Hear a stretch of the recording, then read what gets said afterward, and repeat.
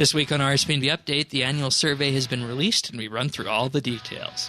We highlight our favorites and question what's to come in 2020 and beyond. We also recap the livestream press conference and its highlights, and then we end on a bombshell reveal.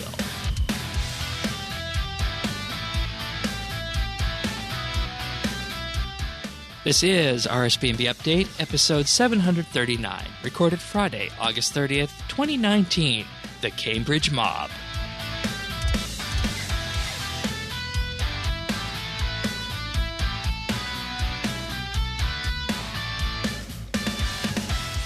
Hello, everybody, and thank you for joining us for another episode of RSBANDB Update.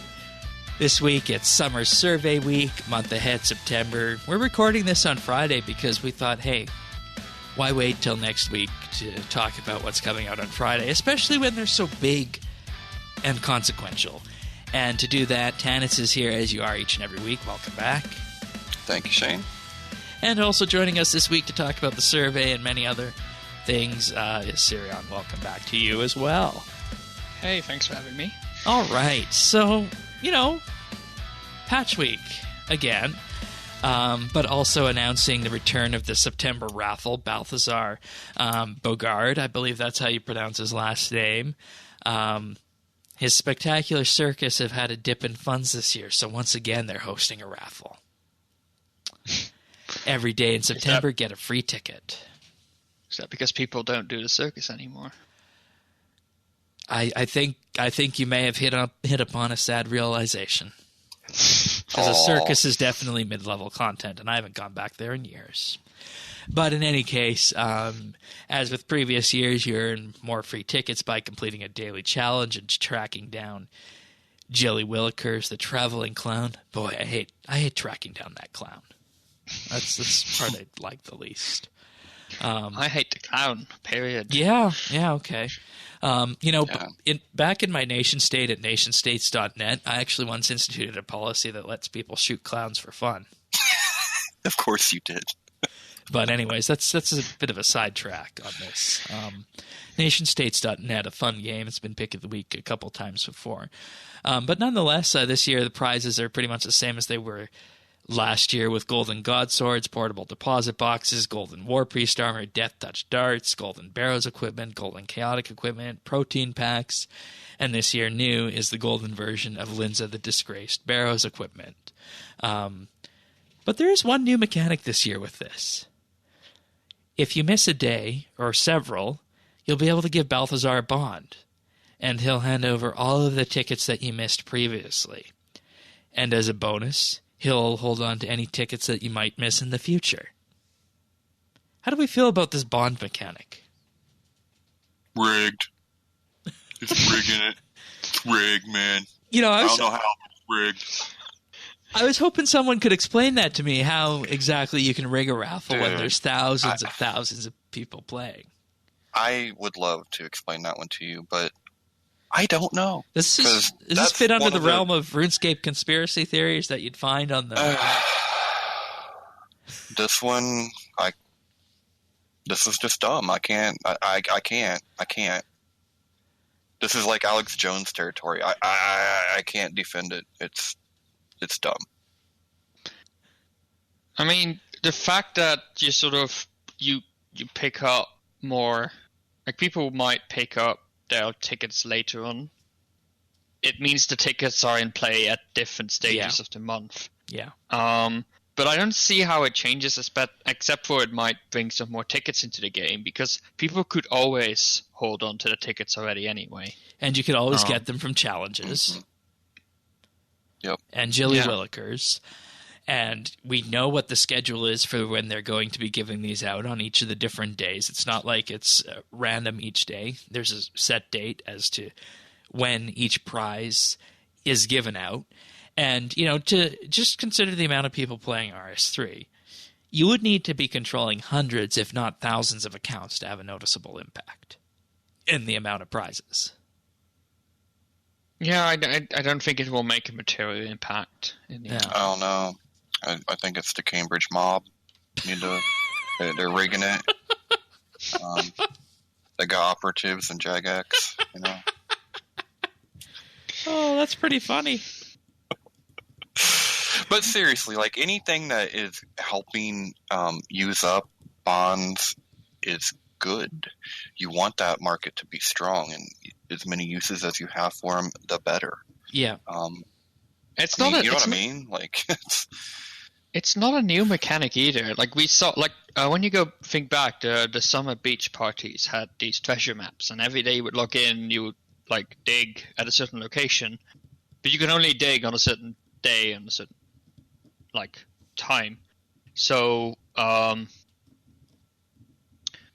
you could pay a bond to unlock all the other locations. Yeah. Like that. This mechanic has existed since 2016, which is when the beach first came out. And there's nothing new here.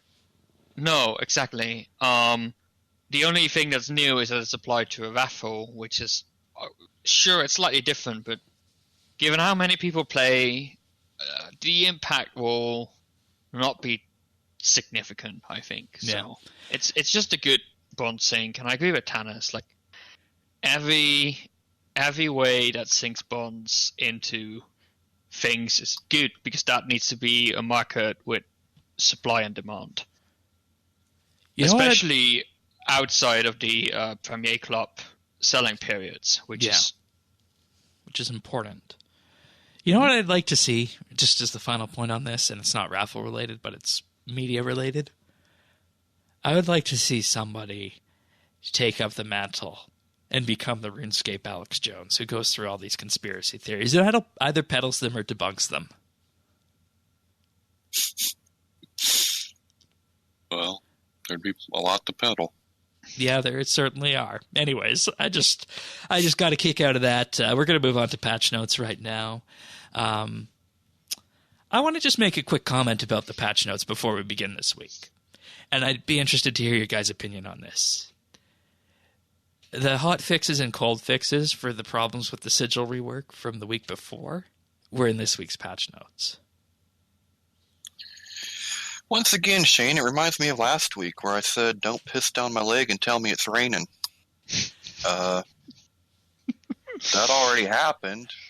Those are not patch notes. And you think it would make sense to move beyond that to happier and brighter horizons. Wouldn't you? Oh, no, let's point out our big screw-up that we made. Draw more attention to it. Anyways. I still think it's important to mention the fixes you made, but because the patch notes are sort of that record, but mention them separately, as in last week's hot fixes. Last week's hot fixes. Last that week's would cold have been fixes. more acceptable, yeah. Last week's 0-day fixes.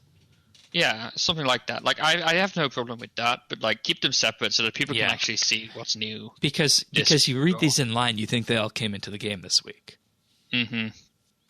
All right. What is going on? These are coming in this week, and the update comes in next week on Sunday. Okay. What the hell is going on here? Wait, some kind of time loop? Is this an episode of Star Trek? What's going on, Shane? We'll talk about that in the survey, because there was one thing that really irked me about the survey, and it deals with time. Okay. Anyways, the mobile perk now correctly lowers the cooldown of the barge ability. Okay. I didn't know that was broken, but sure. This is a big one for boss hunters, in particular those who go to Solak. Arathor's Grimoire will no longer degrade while you're in the Solak arena, which means that you get to use the Grimoire and its accompanying pages for free effectively there. Which, I mean, I guess this is a buff to Solak, but I don't know if it was needed to encourage more people to fight it for the challenge, perhaps? I don't know. And just a recap of what the Grimoire does. When active, every hit has a 12% chance to be forced to become a critical hit, and this stacks with the biting perk for an 18% forced critical hit chance. Additionally, it increases your damage cap to 15,000 for critical hits, up from 12,000. So, makes it, I guess, if you're dealing high damage, makes it just easier and freer to do that at Solak. I can imagine David using this when he goes to kill Solak. I don't know if it will encourage people to go fight the boss even more than they are right now. I don't know. I mean, let's just be thankful Solak ain't a skill, or that would have went the other way. Ouch, that's too real. It is, isn't it? Damage received when playing Pyramid Plunder has been changed to feel more in line with EOC. So Pyramid Plunder didn't feel like EOC. I guess this was a damage buff. Because previously it would have been dealing too little. Yeah, it did so little damage, it was negligible, so they just fixed that. I thought it was just supposed to annoy you and like get you out of your No. It's actually supposed to be dangerous. Yeah, it's actually supposed to have a chance to kill you there. You used to have to bring food there pre-EOC. So. Mm-hmm. Oh, for real? Uh-huh. Yeah. All right. Yeah. Trim Masterwork armor is now correctly dropped to a PK when holding players are killed in the wilderness. So that was supposed to be the designed effect, but that wasn't happening. Once again, talk about who goes into the wilderness and PvP. And in trimmed Masterwork. Yeah. And now, of course, I highlighted the changes from last week's Citadel rework just to make point of them, but they are here in the patch notes for anybody who wants to read them at the very bottom of the combat section of the patch notes. Skilling-related enriched curse memories now give the correct XP at level 90. Sentinel fragments and strange rocks can now be gained from bloodwood trees. Interesting that couldn't have happened before on that front. Interesting note on Sentinel fragments. I was chatting with Earth earlier this week. He reached max Sentinel fragments and was unable to create the outfit after, even though he had all the Sentinel fragments needed. So there's probably a bit of a bug there. We reported that, but since we're talking about the Sentinel level? Yes, does yes, he yes, he does. level? And he discovered the blueprints as well. Oh. Mm-hmm. Yeah, that's and they weren't showing up in the manufacturer list. Oh, okay. Yeah. And he doesn't have all of them in Diango's, so it seemed like a bug to me. Cooking gauntlets now show up as part of the sous chef set bonus tooltip, so you don't have to break the 6% XP boost if you want to wear your cooking gauntlets. I don't know. I enjoy cooking. It's just one of those simple RS skills. I don't think it is ever going to need a rework, though I might be wrong on that. We'll talk more about that in the survey. There's actually a section on that. You'll gain Herbalor XP when using a Divine Herb Patch with the Master Farmer outfit. Ouch. Yep. And, for anybody wondering what this is, the Master Farmer outfit allows you to clean the herbs as you get them. So if you were pulling from a Divine Herb Patch, you were not getting that XP. And anybody who's done their Divine locations knows how much XP you can bring in with this. Mm-hmm. So, wow. Rocktail and Sailfish soups will now fill cooking urns. They didn't previously. Which I assume that was just a bug. It can't have been that way since the very beginning.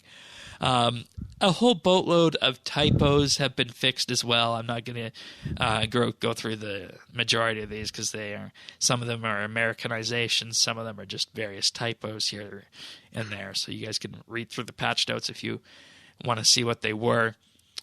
The advanced mode help button on the character creation screen no longer switches you to the previous mode if you decline choosing an advanced mode before pressing it. And for anybody wondering, advanced mode, of course, refers to the selection of either Iron Man or Hardcore Iron Man. And, this is the bug that, you and I and everybody else who plays, we're not going to notice because we don't create new characters every day. So, good this one has been fixed.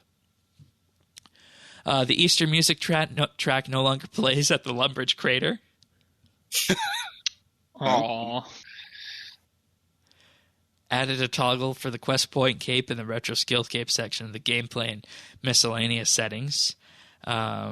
Previously, you would have to, I guess, talk to the wise old man for this one, whereas all the other ones can now be toggled in the settings. Crystal Implings no longer fly through blocked map tiles in Prif, fixing the issues players had near the crew's farm patch. Oh, could you imagine Crystal? Yep. You couldn't get it. Oh. Yeah. Oh. Thankfully I've only seen one or two of those and actually caught the first one I saw. I got extremely lucky myself, but I couldn't imagine hunting it. Yeah, I'd imagine those are quite difficult for you given their small footprint and how they blend in. Oh my lord, yes. I had lots of people helping to look. All right. And finally, guesting clan members will now display correctly in the clan chat list if you're a member of the clan. And there's patch notes this week, everyone. All right, well, that's our show this week. We'll be back next week with no updates. Oh, wait, did I say that? Oh, say that out loud. My bad. Well, we do have other things we can talk about as well this week, including, of course, the conclusion of the Clan Cup. In total, there were 1,633 submissions with 232 clans competing. And first place was Efficiency Experts with 242. Summit was in second with 237. And the Order of War came in third with 233.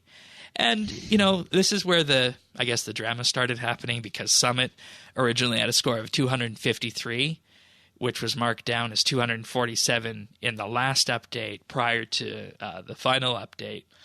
But the top score of 253 had 8 top 10 sessions with 1 idle buff used, meaning that they had to deduct points off of this. So as a result, Summit would have been in first if they hadn't caught this idle buff, but Efficiency Experts was put into first because of this. And it's also worth noting, and I think I need to extend a huge congratulations and well done to everybody in Clan Quest. We came in 7th with 215. So congratulations to everybody who competed. You guys did a great job. I am thoroughly and very proud of you. And I'd also like to issue a special thank you to Questscaping for spearheading the effort on our big game hunting push. It turned out quite well, didn't it, Sirion? Yeah, I think looking at sort of the top clans and Efficiency Expert and Summit, and I mean their names speak for themselves as to what they're about, and their attitude and the drama at the results speak to what they're about. And I think those clans really were about maximizing everything and really trying to get. It wouldn't surprise me if they really just after the 12% XP boost. Yeah, that would not surprise me. Yeah. Whereas in Clan Quest, people were just having a boatload of fun doing this, and we got 7th doing that. Yeah, people were it started off a bit slow, but people were actually really enjoying it and doing it and working together. And we got up to 4th on one of the days too. So yeah, well, most we were in 4th for a really long time. It was only towards the weekend that we started dropping. I say I didn't contribute one thing except for adding the sessions to the notice board. But I think it's I think it's an attitude thing. Yeah, if it were me. They made the complete right decision in doing this. If it were me, I would have completely disqualified Summit. Yeah, in a way, it was really clear that this was meant to be a fair and equal playing ground. It was really supposed to be how it was designed. That's how it was designed to be. And if you then go out of your way to find ways around that, at that point, you're on dangerous ground. So, I mean, I think pushing them to the second spot is fair. I mean, it's not like you're not getting anything, right? You're still getting the 9%. You're still getting the avatar. What is it really about? It's worth it on its own. And yeah, like we said, we had fun doing it on our own. I don't really get it. I support the decision in the end. I mean, it wasn't maybe handled in the best way, and I think they should have maybe left out some of the intermediate updates towards the end. Yeah, which I think caused a lot of drama. Yeah, because people were making assumptions and all that stuff. But other than that, I agree. If you go out of your way to sort of go around the whole intention and idea and philosophy of this competition, and you're not doing the right thing, and the response, they all act innocent and like they didn't know, but You damn well did. So what was the idle buff? Because I thought they made it so that no buffs and this and that were going to be. So the idle buff, useful. I don't know what it did, but basically it was overlooked as a buff, and it allowed you to. Was it like faster chopping? Yeah, or it was something faster chopping of wood. Faster chopping for the first 30 minutes of the session, and it was actually quite significant. So they did the math, and they figured out like about 2 is the extra kills you could do because of and the buff. Also it gives you a chance at double logs too. So yeah, they figured they would sort of compensate for it. People using it. Yeah, and you know, if 8 out of 10 entries in your clan used it, it's not even like an accident where you accidentally disqualified. Active. That's why I said they should have disqualified the whole thing. I think it's fair to do it like this. I think disqualify is probably too harsh. Let's keep things friendly. Okay. Right? Well, I'm just saying because, back in the day I did run a couple of PvP tournaments in Star Trek Online, and we found people were sneaking in items that they weren't supposed to, and we just totally ejected them from the competition. We had effectively a zero tolerance policy for it. But I can see in a friendly event that you want to be a bit more friendly and extend that olive branch. Well, and I think this was fine too because, honestly, this one this got past Jagex and it shouldn't have. Yeah, right? They took the time to make sure none of the other stuff worked. I think Jagex would have been fine if they just said we did our best. Yeah. But like if you try and go around it, like they shouldn't spend weeks trying to build this system, right? They should say like we got rid of the most obvious things, but if we catch you going around it, that's reason that we might disqualify you. So if you're not sure about a buff, whatever buff is allowed, just ask. Yeah. Like that, they could have said that up front, and everybody would have been the better for it. Yeah, and I think overall this was a really successful event. It was successful because it got clans together, it got clan quests together. It brought people to the new piece of content, Anachronia, and it also showed that, you don't need to have a huge, long slugfest for a competition like clan cups have been in the past before, or skilling competitions have been in the past before, that they can be limited and still be very fun and very rewarding. Yeah, sometimes you can wipe out half of the competitors in a half an hour game with, invisible mist. Sometimes you can do that too. Oh. Dimension of Disaster, or Dimension of the Damned, sorry. Mm-hmm. Yeah. Well, a disaster it definitely was. This reminded me of that all of a sudden. I'm like, actually. These things happen, and I think the only way for this to happen less is for Jagex to just get more experience in doing these events. Yeah. And I think they're well received. I think definitely. people like them, and had this been probably anything other than Big Game Hunter, I might have even given it a try, but that's not my thing, so I couldn't. I think it's kind of funny to me that efficiency experts did win because they wasted so much XP during those sessions. It probably killed them to have to do this, but that boost was too good to not get in the long run, so they kind of had to try, So that to me is just kind of funny. Oh, yeah. All right. Anything you guys think they could improve on for next time?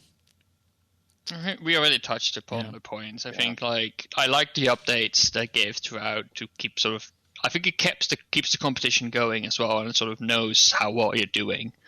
Because otherwise you don't know what a good score is. But towards the end, when things got a bit iffy with the bonuses, that's when they should hold off on the updates and decide first what they want to do before sort of setting false expectations. Yeah.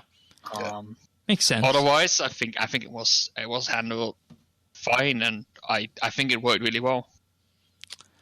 Alrighty.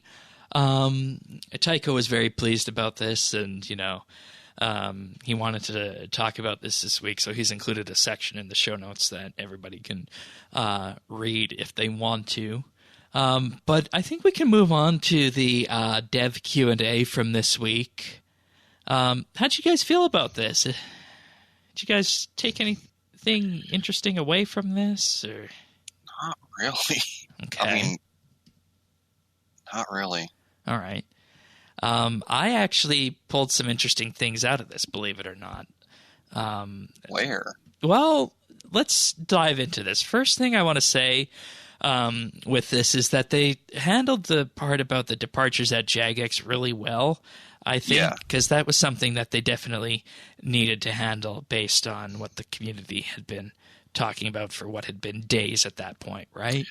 Well, yeah, because they didn't quit, right? They were actually kidnapped by the Cambridge mob because they were going to blow the whistle on the whole raffle rigging situation. That's what really happened. I think the only thing you're missing are some gay frogs. Right. Anyways, all right. So, they talked about departures at Jagex after introducing Maud Dorn, one of the German localization team members. They said, we can't go into details. Jagex is a company of 400 people. Departures are going to happen. It's never nice. We don't want to see people leave. It was a coincidence that it happened twice in 1 week. The roles will be backfilled, and they're looking at people who can, who are within the company who can bring more to the mobile table and bolster the teams that had the departures as much as possible. And I think this is answered really well. And it is also it's super expected, right? Like the tech industry actually has one of the biggest sort of movement rates for people switching jobs and trying out new things. And everybody's like, oh, they quit. Like, some contracts don't get extended because they were temporary contracts. Some people just find another opportunity that they want to try out. Why? Like, Jagex was immediately sort of put down as the bad guy. Yeah, and we don't need to jump to conspiracy theories with that. And within, like, in any job, I've seen this in my wife's work and just about anywhere. If someone leaves, they might not necessarily bring a new person in. They're just going to have someone else that can actually handle that work and give it to them too. And then they save all that money, and round we go. But yeah, no conspiracy, guys. It's a coincidence. Yeah. They talked about the player-owned farm changes. Nothing is going to be discussed in detail until it's actually signed off on, which is the way it should be. The initial plan isn't happening. They said we can largely discard what we saw before. They looked at the issues that players had, and they put that initial blog out to see if they could get away with that, and as a result, they pulled back, and that was the intended effect all along. I think that's a bunch of BS, but that's just me. Well, this is one way to design. That's a bunch of malarkey. Is to start harsh and then yes, but they made it sound like, oh, we were never. Come on, guys. We just wanted you to tell us about it being bad. That doesn't make much sense to me. Why wouldn't you try to do it right and then not have blowback? And because look, this is a company that has they need to be careful when it comes to their reputation. Because things get out of control really easy. And this was something that did get out of control. I don't know. I just think they should be, more careful of that, It was really communicated as this is what's going to happen. I read it as this is what we're going to change by the end of this month, period. I was like, yeah. Okay, sure. I thought it was fine, so sure. But it was communicated very differently from, say, the completionist cave, where it was like, hey, we're thinking of doing this. What do you think, and how can we change this? And they changed it for better or worse. Let's not have that discussion now. But this was this is what we're going to do, period. And people were like, okay. And some people liked it, and some people didn't. And now they're like, we're not going to do it after all. That way you lose all credibility. Mm-hmm. I don't get it. I find this one of the weirdest U-turns they have made. Well, I think this statement is a way of making it's trying to spin it. But I'll tell you what happened. They were going to do that. I don't believe for a second they weren't going to do that. They're used to steamrolling that group, that section of the community, and when they stood up and said, we're not having it, it surprised the crap out of them because they never get blowback from that. And so now we're backtracking saying, well, we were never going to do that. I mean, we just needed to know what parts of it were bad. So this is all to save face. I mean, I don't want to make too many assumptions. Assumptions are bad. Otherwise, the Cambridge mob is gonna get involved. Come get you. Go get me. But like, it does. I have to admit, it does look that way. Like, all the signs are pointing in the direction that, you know, things did go as planned, and now they're trying to save face, and instead of admitting we were wrong, they're like, we never planned this. You know, if they would have had a spin doctor in there who could have handled this, the messaging on this from the beginning, we wouldn't even be having this conversation today. Well, I was just getting ready to say, Shane, does this sound like something you would say in this situation? Because if it does, then it's complete and utter spin, and we know that. I don't know if I would have said it exactly as is. I probably would have tried to provide him more of a cover for it. Okay, so you're saying yes, but you would have done a better job. Yeah, like if I was asked to spin this, that would have been the case. But you shouldn't spin this. That's the whole point. They should have been honest, and they were like, okay, we thought this was a good idea. Clearly, you said this was a bad idea, so we're going back to the drawing board and trying something new. If they had said that, they would have gained respect. Yes, in credibility. We would have been like, okay, cool. Thank you for listening. Thank you for listening. Yeah. Yes. Now it's like, why are you messing with us and just doing random shit? I don't think anybody would appreciate this. Whether this was intended or not, it was handled badly. All right. Next up on here, Anachronia was asked about. They're going to continue the storyline. Huge landmass to explore. RuneFest will see more reveals. Yay. What do you think, Shane? Shall my article come to fruition? No. Nah, I don't think so either. But maybe. You never know. It could. Tanis wrote an article predicting archaeology from Anachronia. Well, I don't think so. Saying there's no time like the present if it was ever. Yeah. Next up, any plans to continue the unfinished quest lines? This was asked by Diana from Clan Quest, has been on the show before for numerous quest weeks, and the answer was that people don't tend to care about the old unfinished 5th Age storylines. They pull lower. Most people don't care for them. They're focusing on what's right for the game today. That doesn't mean that they don't want to do them. Nothing largely planned for some of the older quest lines. And there are people inside Jagex who would like to work on these things. One of these things is Elemental Workshop Part 5, and Mod Stew is actually one of these people.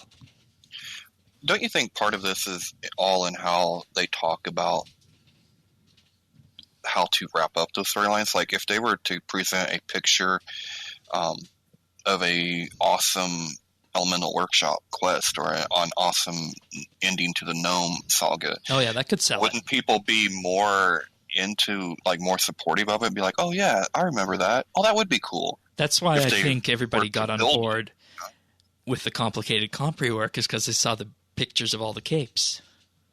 You can sell. That is 100%. You can sell a lot if you sell it right. Mm-hmm. Like, people don't tend to care. Like, that's bullshit. People will care if you give them a good concept. Give them a reason. And give them a reason to care. Yeah, exactly. Like, why would a Gnome quest be any less awesome than a 6th Age quest? Yeah. Like, it's the same thing. It's just, yeah. It's just a question of getting in the minds of, I guess, the standard player base. Because you and I are different than Tanis in terms of questing, I think. Yeah, but I mean, I will take a break from what I'm doing if it's something that looks really good or really interesting. I mean, I 100% will jump into that content, but you need to make me want to jump into that content, because I'm not going to stop what I'm doing just to do it. I mean, I want a reason. Yeah.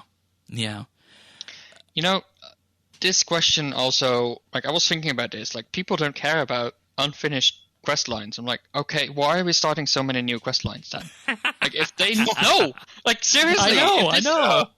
If you know that That's one quest thing. lines will That's go one thing that irked me unfinished, about the survey, but later. yeah, like if you know quest lines are gonna go unfinished, make them shorter. Make them 2 or 3 quests because that's maybe what you can get out before people lose interest. Then, like, learn from these things. Yeah, That's sort of what's missing. You guys might hate me for this, but I think the Elite Dungeon trilogy combined with Curse of the Blackstone was a really interesting way to do lore and narrative. Curse of the Blackstone was bad. Well, I'm just saying not necessarily the quest itself, but just the general idea of in-game content tying it in with the quest at the end.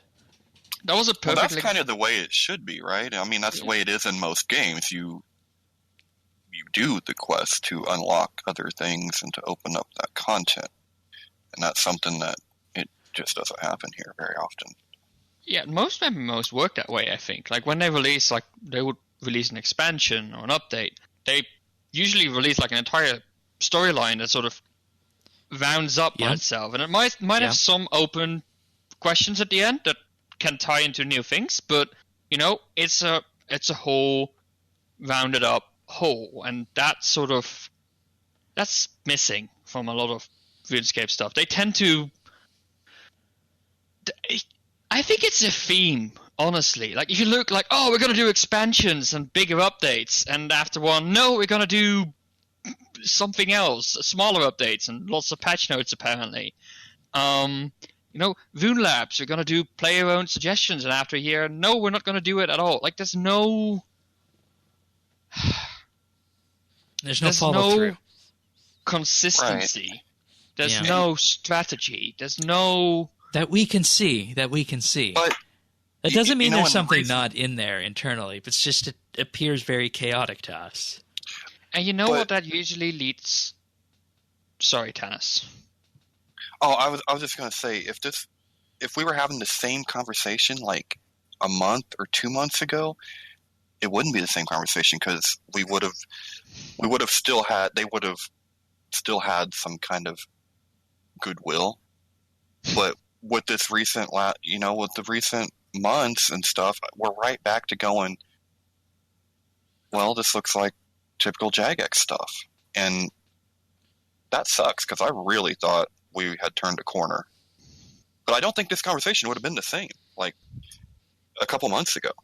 Mm. Well, I think we can look at the survey to see more of that. Maybe. I think what is lacking is a continuing vision. Like, when you see this sort of trend, when things really change, it means that there's a strong individual or a small group of people or maybe just a philosophy within the company that keeps things following a common goal and a common strategy. And that is lacking. There's not one person really strongly sort of saying, this is what we're going to go for, this is what we're going to focus on, and this is how we're going to work. And that, I think, is something that Jagex needs. It's too in the moment deciding whatever sounds like the latest fad or the most interesting, or and that is wearing off, I think. I'm surprised we haven't seen a battle royale mode somewhere in here, but let's not talk about the survey just yet. Yeah, it sounds. Oh God, I didn't know that. Okay, wow, it sounds like they should be the game that they identify with, right? And just stick to it. Yeah. And I think that's a hard question to ask, and I think this is something that I think the only two people who could potentially answer this are Maud Osborne or maybe even the CEO of the company. What's the overarching vision for the next 5 years? But Old School does it. They do? And they do it with the players. They do it with the players, though. Well, that's not always a bad does it. No, but like Old School, they do it with the players. But doing it with the players is their thing. That's their strategy. It's like collaborative. Always talking to the players. keeping the game spirit, like the old school game spirit.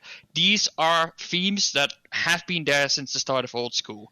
Name one theme that has been part of the RuneScape update strategy for the last 2 years. I thought you were going to say last year, and I could, but 2 years? No. There you go. How long has old school been out now? 6 years and a bit. Yeah, there you go. They have been doing something consistently for 6 years, and look how well it's paying off for them. Well, they have a very, very good team. That's all I can say. I mean, they must have just a great team. But there's great teams in RS3 too. Yeah, but if the right hand doesn't know what the left hand's doing and nothing's pulling them together, they're just off flailing, doing jazz hands in the wind. It doesn't matter, right?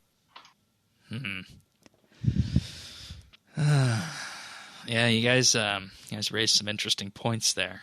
I don't know if the survey is going to provide clarity on this or muddy the waters further, but I want to move on to something else in this live stream that I found particularly appealing. The question was asked, when can we expect more mobile slots, that is, slots for the Android mobile beta? They've been asked to not say anything about mobile by the marketing team. There's a coordinated plan. Deadlines are being hit internally. More information on new slots, and they even mentioned the word iOS, potentially in the coming weeks. See, I think that's good. Let the marketers do their job. I mean, let them do what they're supposed to be there to do and market these mobile games when they're coming out, market right? all of RuneScape in particular, please. Yeah, I mean, I think that's... We've seen from the old school mobile release how important it is to get the momentum right on this one. So yeah, it's good the marketing team has told them already to shut up on it. So. Said shit. And www.shit. Do you guys think that because of this we are closer to a milestone than it appears? Because as it looks to me, we're still probably, at least 4 months off from an open iOS beta. Well, see, and a year plus probably out from general release. I thought that before the last live stream. See, like with Mod Edge going, I thought, okay, this is a natural progression. That's being cut down because it's almost ready. And then we had that live stream that just left us going, huh? Oh, it's also worth noting, let me just step in here, that the new player experience we saw last week is in a release candidate build being tested for release. That was good. Okay. That's why they showed it off, because it was pretty much done. Right. And that's fine. We're cool with that. Yeah. But I'm very confused about mobile now, because I originally thought we were probably close, and then we were told not so much. And then now the marketing team has told everyone to be quiet about it. Yeah, so I hope so. Like, I'm really still excited about mobile. But I don't know. I mean, how do you make sense of it, Shane? Like, how do you make sense of it? I'm in the same boat that you are after this week, to be honest. I don't know, Sirion, you have any insight? That's not just theorizing. Previously, they mentioned that iOS would not be until the end of the year. Yeah. So I'm going to keep that. I agree. There might be news about the iOS beta, but it's not going to come before Christmas. That's my... I'm fairly certain. Engineering estimates only ever move in one direction. It's a law. Like, they only ever move in one direction. That's true. That's forward. That's true. So it's not going to suddenly be around the corner. Yeah. You mean they never come in ahead of schedule and under budget? No. No. Oh, okay. No, they never do. But yeah, so apparently we'll be getting more mobile news soon. I assume that means RuneFest. Probably. I have a question. How do you guys feel about everything being turned over to say, hey, more at RuneFest? It's too much. Mm-hmm. Yeah, I agree. Too much. Too many eggs in that RuneFest basket there. But I will say, and I want to actually just talk about the actual implementation of this live stream right now, because this is something that caught my eye. And Mod Shawnee was out this week on his vacation. And, Mod Shawnee has been the face of these live streams for a long, long time. And he does a good job, right? Mm-hmm. With them. Yep. But it was interesting seeing a different person's take on it, in particular Mod JD, who is in charge of social media and community. And I felt, and I personally enjoyed the marketing aspect that he brought to it, in that he was more focused and laser focused on the questions that were asked and pressing the folks on the couch for those answers. So I enjoyed that he was more laser focused. I also, and this is a minor detail, I don't know if I've missed it in the past, but I enjoyed that he read out the names of the people who asked the questions. And I think the third thing I want to say with his live stream that he did here is that, yes, at the end of it, they showed off some player artwork. Definitely do more of that. Show more community contributions like that. Because, player artwork is something that's existed forever in RuneScape, from the initial players' galleries to now. And the fact that, we have these live streams almost every week, and there's content and space that can definitely be filled up in these live streams, I think it's good to bring the players' artwork out into these live streams. So definitely more on that. And that would be my quick 3 points of things that I noticed that are different this week with JD filling in, that I think we should carry on forward with when Mod Shawnee returns. Sounds good. Yeah. In particular, because, you can do a live stream or you can do a live stream. And I also enjoy these live streams when they're under an hour long, which this week's was, and that was good. You guys didn't feel like there was a lot of content in this one, right? Well, honestly, this feels... okay, it all falls under the live stream umbrella, right? But this felt more like a press briefing type of thing. Oh, maybe that's why I enjoyed it more. But, you see what I mean? Like, it fit much more in that mold rather than the back-and-forth conversational style that a live stream normally takes. Okay, so that you hit the nail on the head there with that. Okay, I guess I just enjoy this style of live stream more, and I wouldn't mind seeing more of this. The press briefing to the point kind of adage, I guess. That's a good way of describing it, Tanis. Thank you. Welcome. But... anything else on the live stream before we move on to other things? Nope. My last little thing here is I just want to say I think the reason that they're putting so many eggs in the RuneFest basket is because a couple of years ago they changed kind of like their concept of RuneFest, and so instead of looking at big overarching themes and big visions and bold visions and all this stuff, because they weren't actually fulfilling most of them, they started focusing on they started focusing on content that was going to be out in the next 6 months, next year, whatever. And I think that's why we're seeing so much in that basket and so much being taken away from the edges that could have maybe dropped in the months previous or, immediately after. They're actually scooping all that up and they're shoving it in RuneFest now. Yeah, I think RuneFest this year is going to be a 4 to 6 month outlook. Nothing beyond that, just like last year's was. Yeah, I think so too. Last year they saved up a bunch of these updates, right? They did the same thing, and I think Shane feels the same as I do about this. It's just it felt barren. It wasn't big enough. I didn't come away excited about what was coming. It was underwhelming. The biggest RuneFest thing for you and me was that detour we took. Yeah. God, the irony. Yeah. It's like, but like that was sort of the thing, and yeah, sure, we don't get all the updates they promise, but I would really like to see and hear what the JMods want RuneScape to be in a year or 5 years from now. Yes. I Because love that. Because it shows how passionate they are. It shows how much they care. It shows how well they know the game and where they want it to be. That's what's necessary, and that's without it, RuneFest feels flat.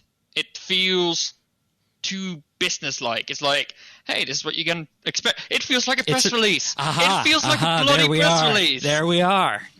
So this week's live stream was a press briefing, and we don't want RuneFest to be that way, and they shouldn't. They should be hype off the walls kind of thing. What's our vision for the next year?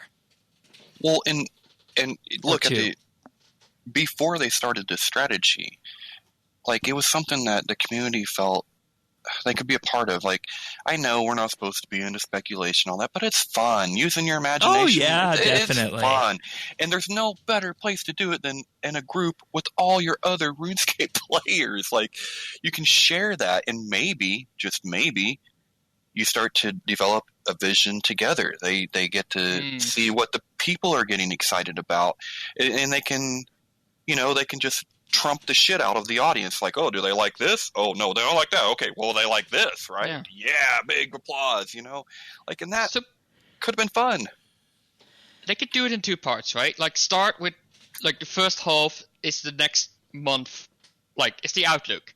And honestly, it is just a month ahead video. That's what it is. But that's fine. Like, do it in person. It's different. Look at the next 4 to 6 months. And then in the second part, look beyond that. Look, what could we do? What might we do? Don't make any promises. Just say, these are the things that are in early stages that we're thinking about. We're always sort of open to figuring out what you like and what you don't like. And if somebody puts an image of Dragon Slayer 2 on the slides and the entire room erupts in applause, then they bloody well know to make Dragon Slayer 2. Yeah. Yes. Right? Yeah. Yes. Then that's what RuneFest should be. Yeah. Yeah. All right.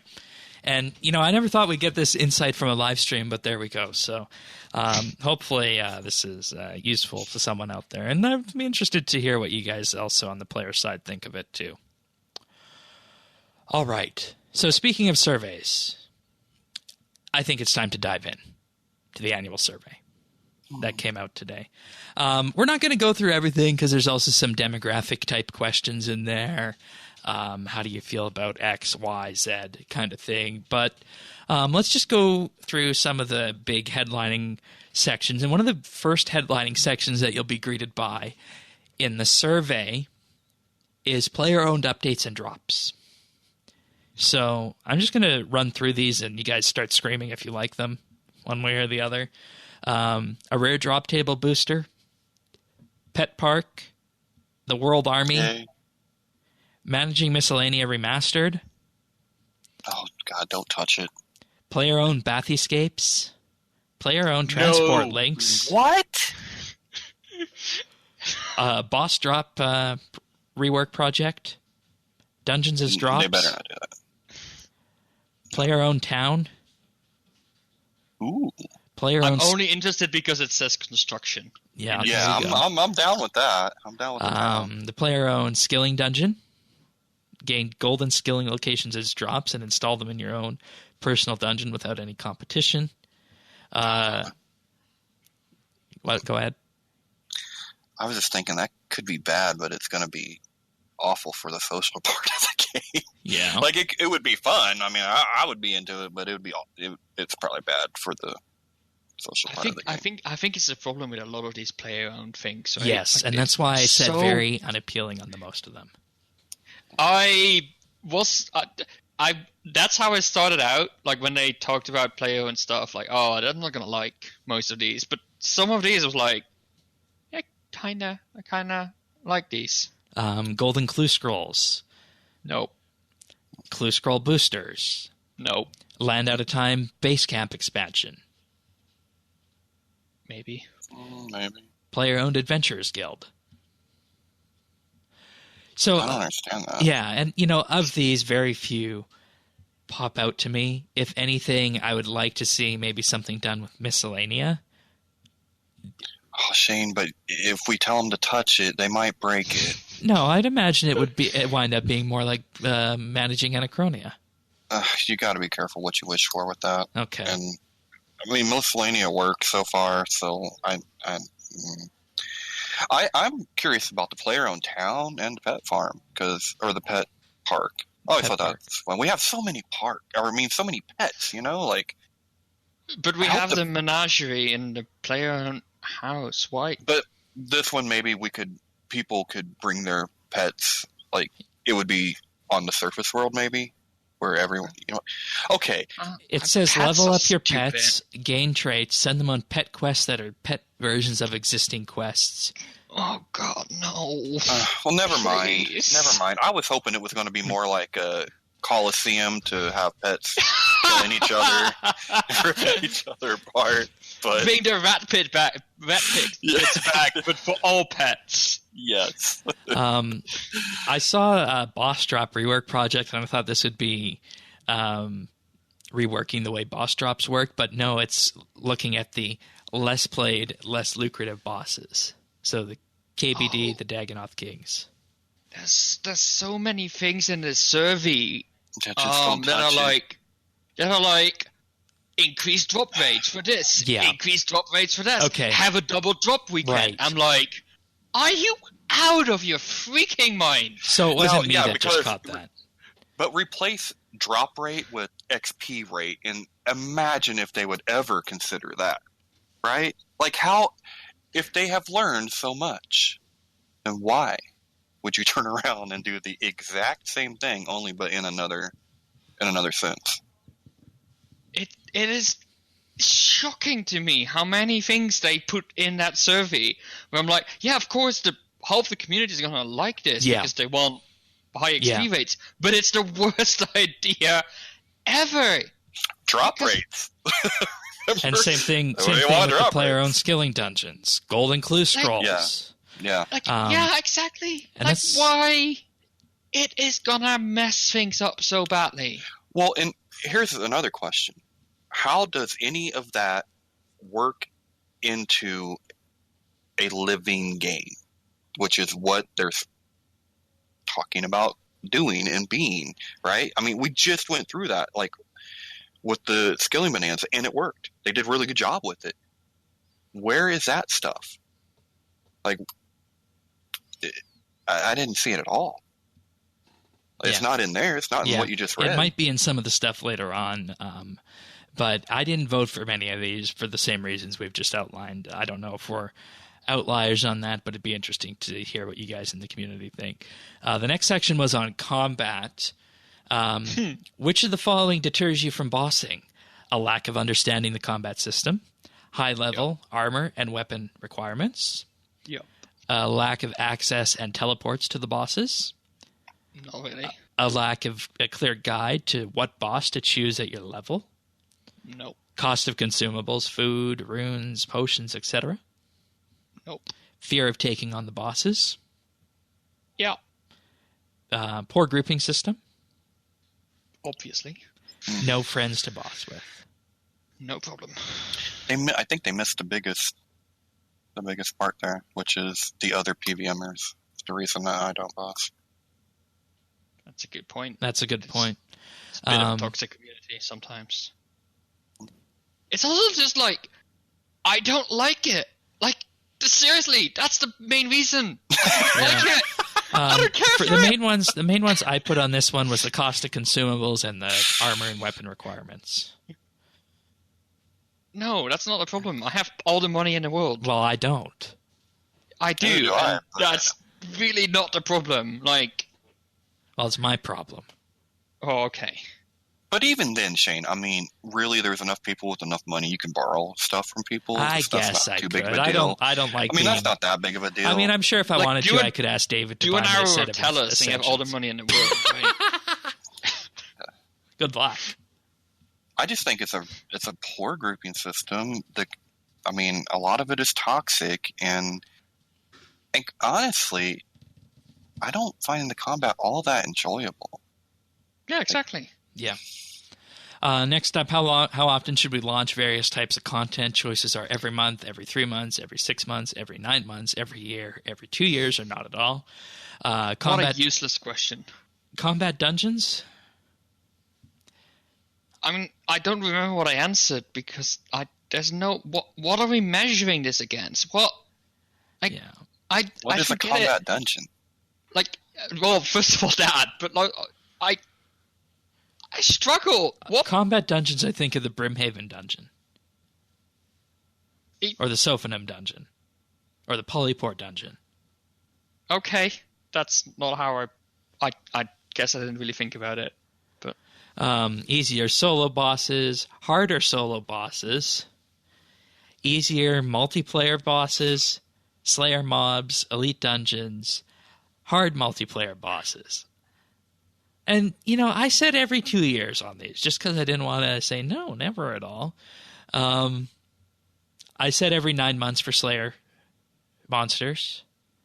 Elite dungeons every year, along with combat dungeons every year, but everything else every 2 years, I feel. I mean, I gave them a bit more frequency, but then again, like, if 10 weeks are going to be patch notes, then they're definitely not what I said. Like, that's the point. What are we comparing this against? What is, like... People who like combat want to take every week on this. Yeah. What value are they getting out of this question? This was such a weird question to me. What if this... And it never comes back, right? They don't ask, how often do you want a skill rework? How often do you... Like... What if the point on this is to determine the cadence for medium-sized updates? Because all of these are generally medium-sized updates that are listed here. But they're only combat medium-sized updates. Right, but it still determines the cadence that people would like a medium-sized update. Only from the combat community. I guess. Also, so it's only a small portion. You don't just decide on a cadence. You have so many developers working on content. And the number of developers working on content determines your cadence of medium updates. Period. You can't make more updates than your developers can make. Okay. And it's silly to release less than your developers can make. That's true. Yeah. Okay. The question adds no value. All right. And I thought it was weird. We should have just skipped it then. We have considered making planned and frequent changes to the combat meta. This would mean that the best weapons, armors, mobs, and whatnot would change regularly, requiring you to change your strategies when playing. How appealing is this idea? Oh, they're gonna howl. They're gonna howl, man. I think it's a good idea, but I of course I wouldn't. I don't do combat, so I think it would make people that do it howl. Yeah, they need to do it. Yeah, they need to do it. But once again, this is the kind of thing, don't do it for just doing it. Do it for a reason. Yeah.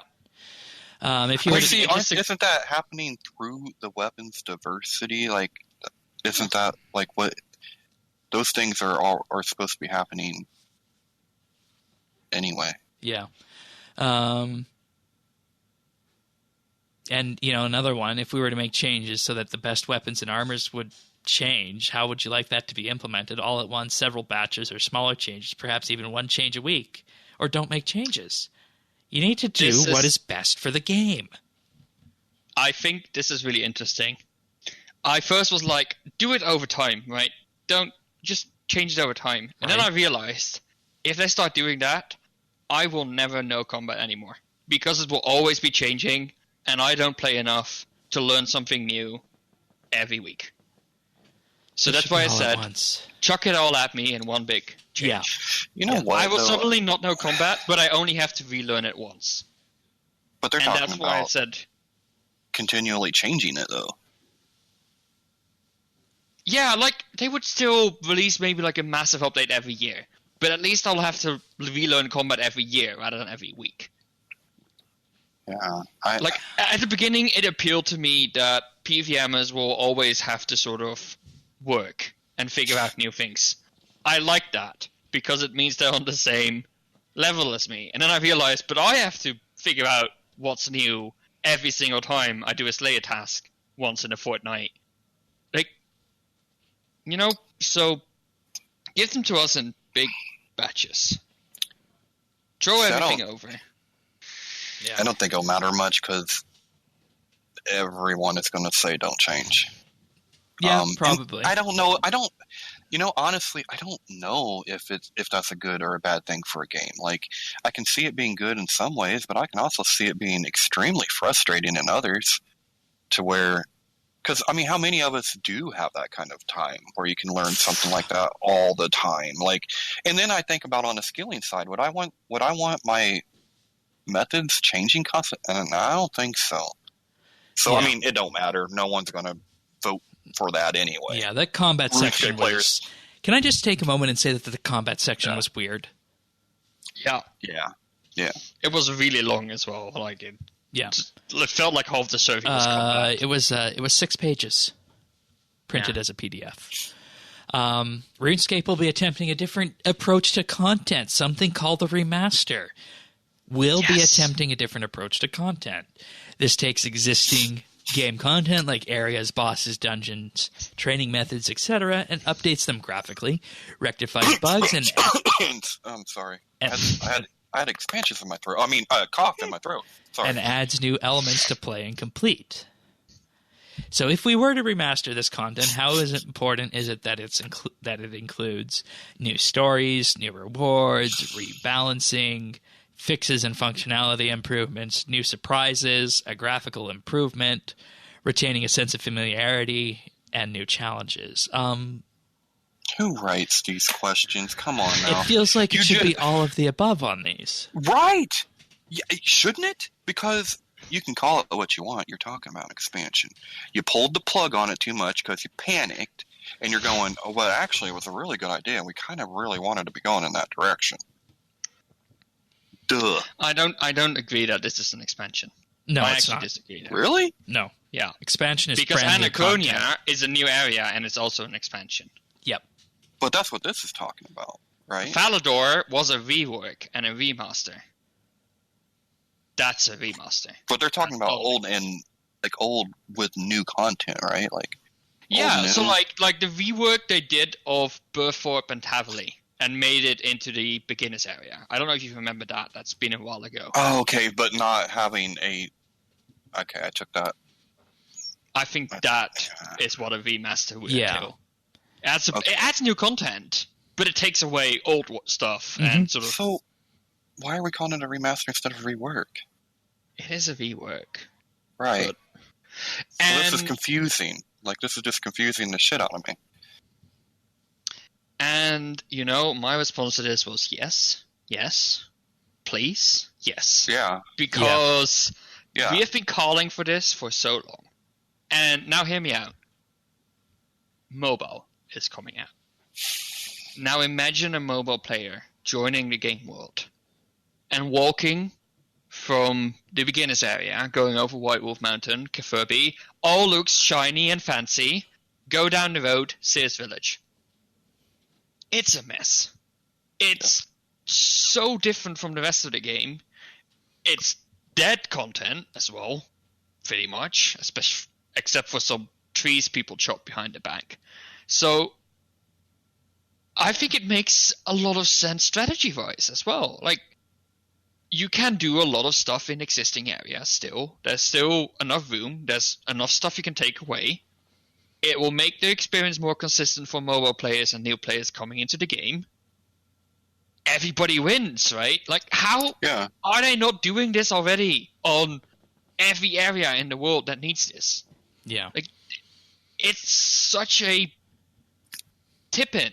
It's a tip-in. Like, I get so tired of Jairus continuously having the feeling that they need to add new stuff, new quest lines, new islands, new areas, new people, while there is so much already there that could be made so much richer and more interesting. Because even on the first pass through to any city, you might not get every single detail. You might not get every single story. But if you make sure it's all worked out and there's a solid base, you will feel that there is a story behind it. You will notice it. That's how D&D campaigns work, right? You make sure that stuff happens even though players don't interact with it, so it feels rich, it feels dynamic. And you suddenly have a proper, rich RPG world. I vote 100% yes on this. Just this, please. Next year. Okay. I'm going to start moving through these a little bit more quickly here because we're only a very short way through. But how appealing would the proposed combat updates be? A skill in combat boss, Slayer Tower is an elite dungeon, and just yell if you like any of these. Grouping system improvements, Hostilius the Autocrat, Slayer Tower remastered, Pernix Virtus and Torva dungeon, elite dungeon, high level cow and chicken dungeon. I laughed at this one and also no. Yeah. No. More early game bosses, like Mole Barrow style. That probably needs to happen. Land Out of Time Slayer / elite dungeon. No. Ooh, yeah. No. That'd be fun. No? No. Landslides randomly generated Slayer dungeons. If it's better executed than the Ark. Good point. Fight Caves and Jad remastered. King Black Dragon remastered. The Boss Hub, a place for PVM players to gather to find groups and teleport to bosses. And for new players to get info into bossing with boss-specific armors and recommended orders. Why do we need new hubs? We have one of those. It's called the Max Guild. I was thinking that too. Mm-hmm. God Wars, because it's got the boss portal there. Yeah. Just saying. God Wars Dungeon remastered. Big Game Slayer. Please no. Please no. No. Abyssal Slayer Dungeon. Slayer bosses. Player-owned raidable dungeons. Oh, God. New dragons, mining, and smithing rework, including the fabled Dragon. That would be funny. Yeah, it would. It would. I actually said yes to that one. I mean, these are... Once again, everybody, except for the introductory levels, everybody who likes combat is going to say yeah to all of these. I mean, maybe, yeah, sure. So I would only vote for, like, the remasters. Yeah, same. The ones that said that they were going to rework, then that's fine. Because, Sirion has a good point, because you do. It's like walking across the time. Like you're back in time all of a sudden. Yeah. When you walk from one place to another. It's weird. New areas. How appealing are each of the following updates? Wen reveals Cam Dozzle. Elder God Wen rises up from her sleep and reviews Cam Dozzle, the ruined dwarven city of the Mkando. RuneScape Auto Chess. Super interesting. Mm-hmm. No. Yeah, no. It's kind of like a game within a game. It'd be like the evolution of mobilizing armies. Like a miniature game? Yeah. Or Conquest. Conquest is a game within a game. Yeah. Look how well that's doing. Yeah. Castle Wars Remastered. No. Like, remaster it by pulling it out. Like, I feel they could do this, but it would need an instance, and they just need to find a way to make it relevant that people are going to do it. So unless it's going to, No. Castle Wars is the best candidate to get Team PvP back on the I agree on the charts. I agree. Second to that, the Clan Battlefield. Ardoyan Remastered. Yes. Yeah, I agree. Dark Side of Zenaris. The RuneScape Pet Battler. Yeah. No. It's not Pokemon. Pet Battler? Yeah, like it's basically like Pokemon. Oh, we can't just fight our pets? No, the pets battle each other. Oh, well, never mind. Damn it. 4 and 3 returns. The needle is used again to bring the wilderness of the Third Age God Wars into the modern day. The wilderness becomes a war zone. What? That's interesting. I don't know. Yeah, I'll have more to say on the needle after. RuneScape Card Battler and Collection System. Oh, they want Now, to put... where have I heard this idea? So wait a minute, isn't that what you just said?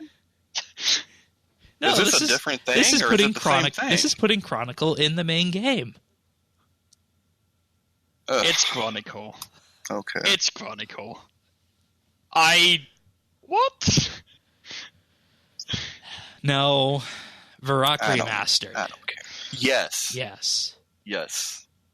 Karamja remastered. Yes. Yes.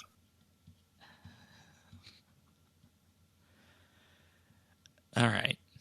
Themed Weekends is up next, and this one I just was like, please don't do any of these. I said no on all of these.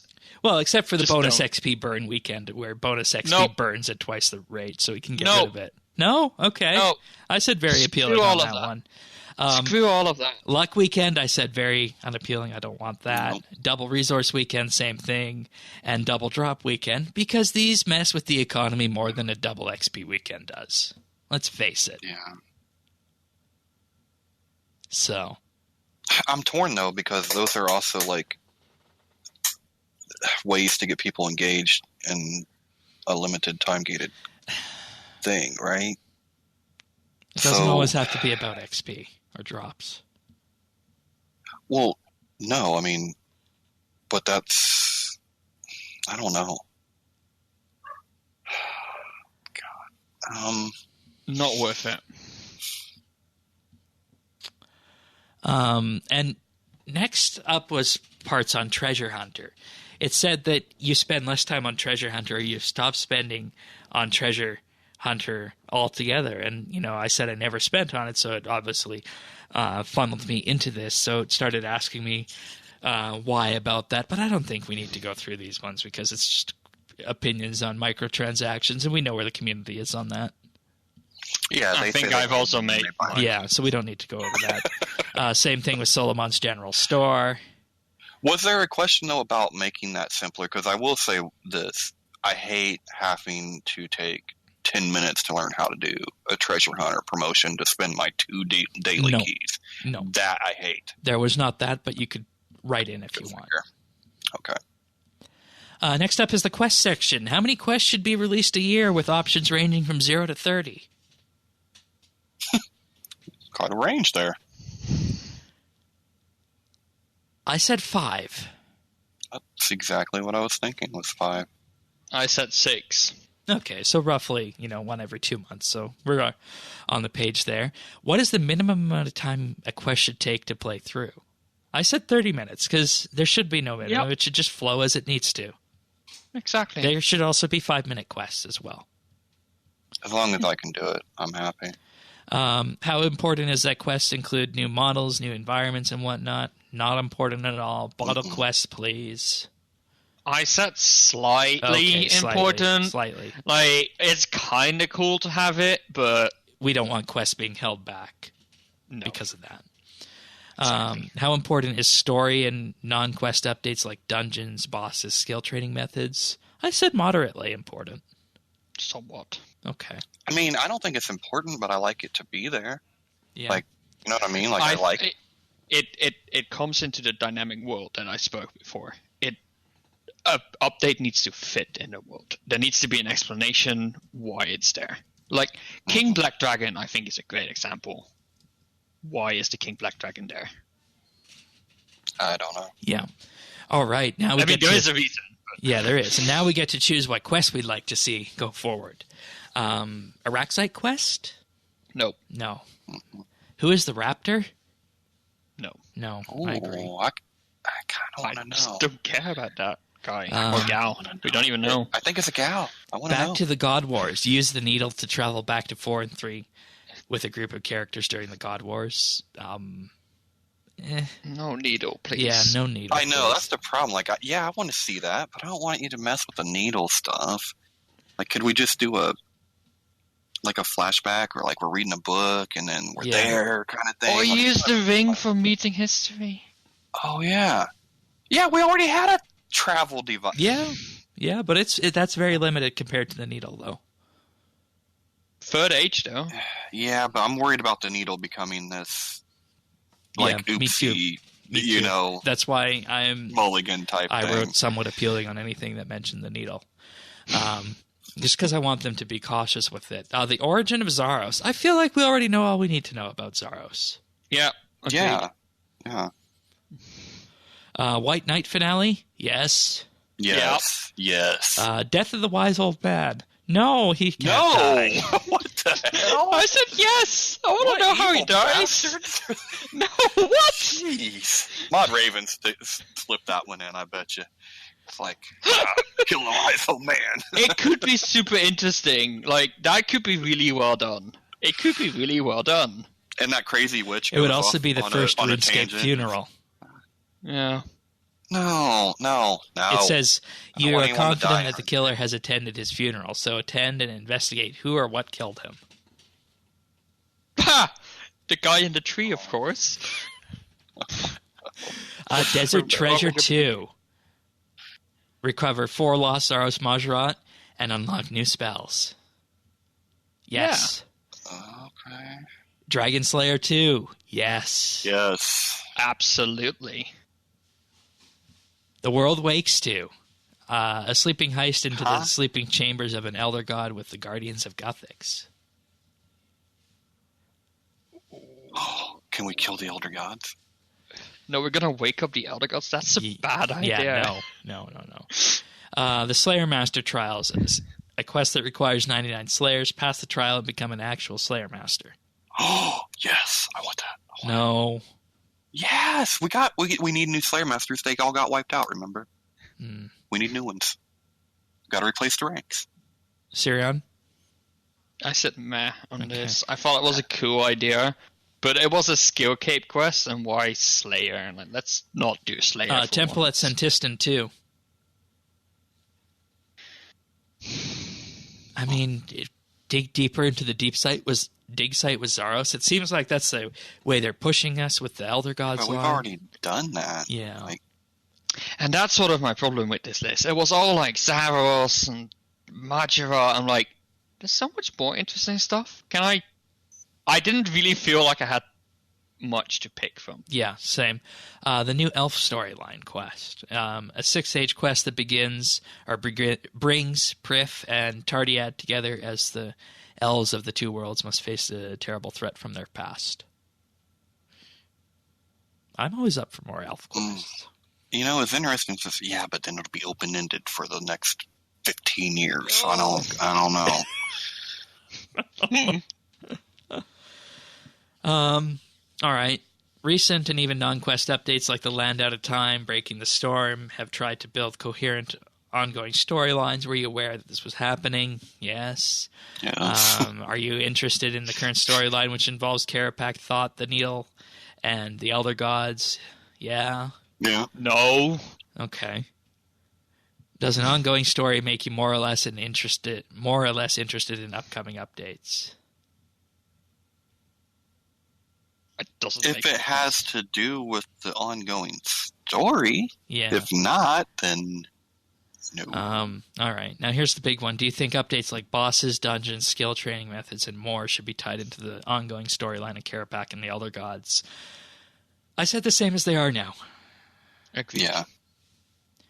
And we're interested in exploring the human kingdoms of Varrock, Felidor, Ardoyan in future content. Please rate the following aspects according to how much they interest you. History of human tribes in the Fourth Age. Yep. Open warfare between the kingdoms. Nope. Interaction between the kingdoms and non-human regions. Yeah. Yeah. Skullduggery, assassinations, etc. Oh, yeah. Tiny bit. Politics and rivalries between the kingdoms. Absolutely. Hell yes. No.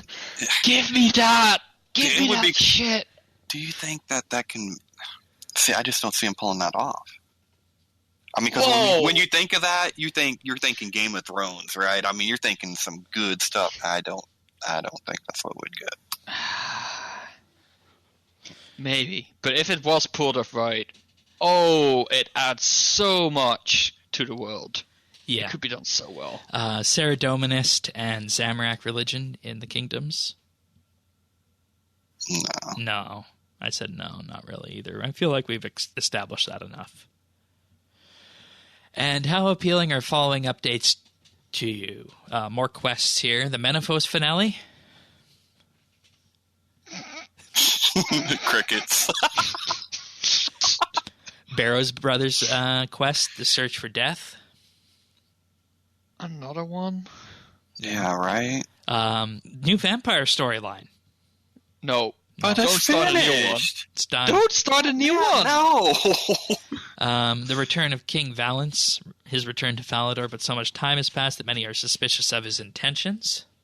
Ooh. That was sounds a real interesting. cool idea, actually. Yeah, that one does. Thought Quest, no thank you. Pilgrimage of Guthix, a memory of Guthix What? has been traveling the same path. Don't want a fuck quest? No?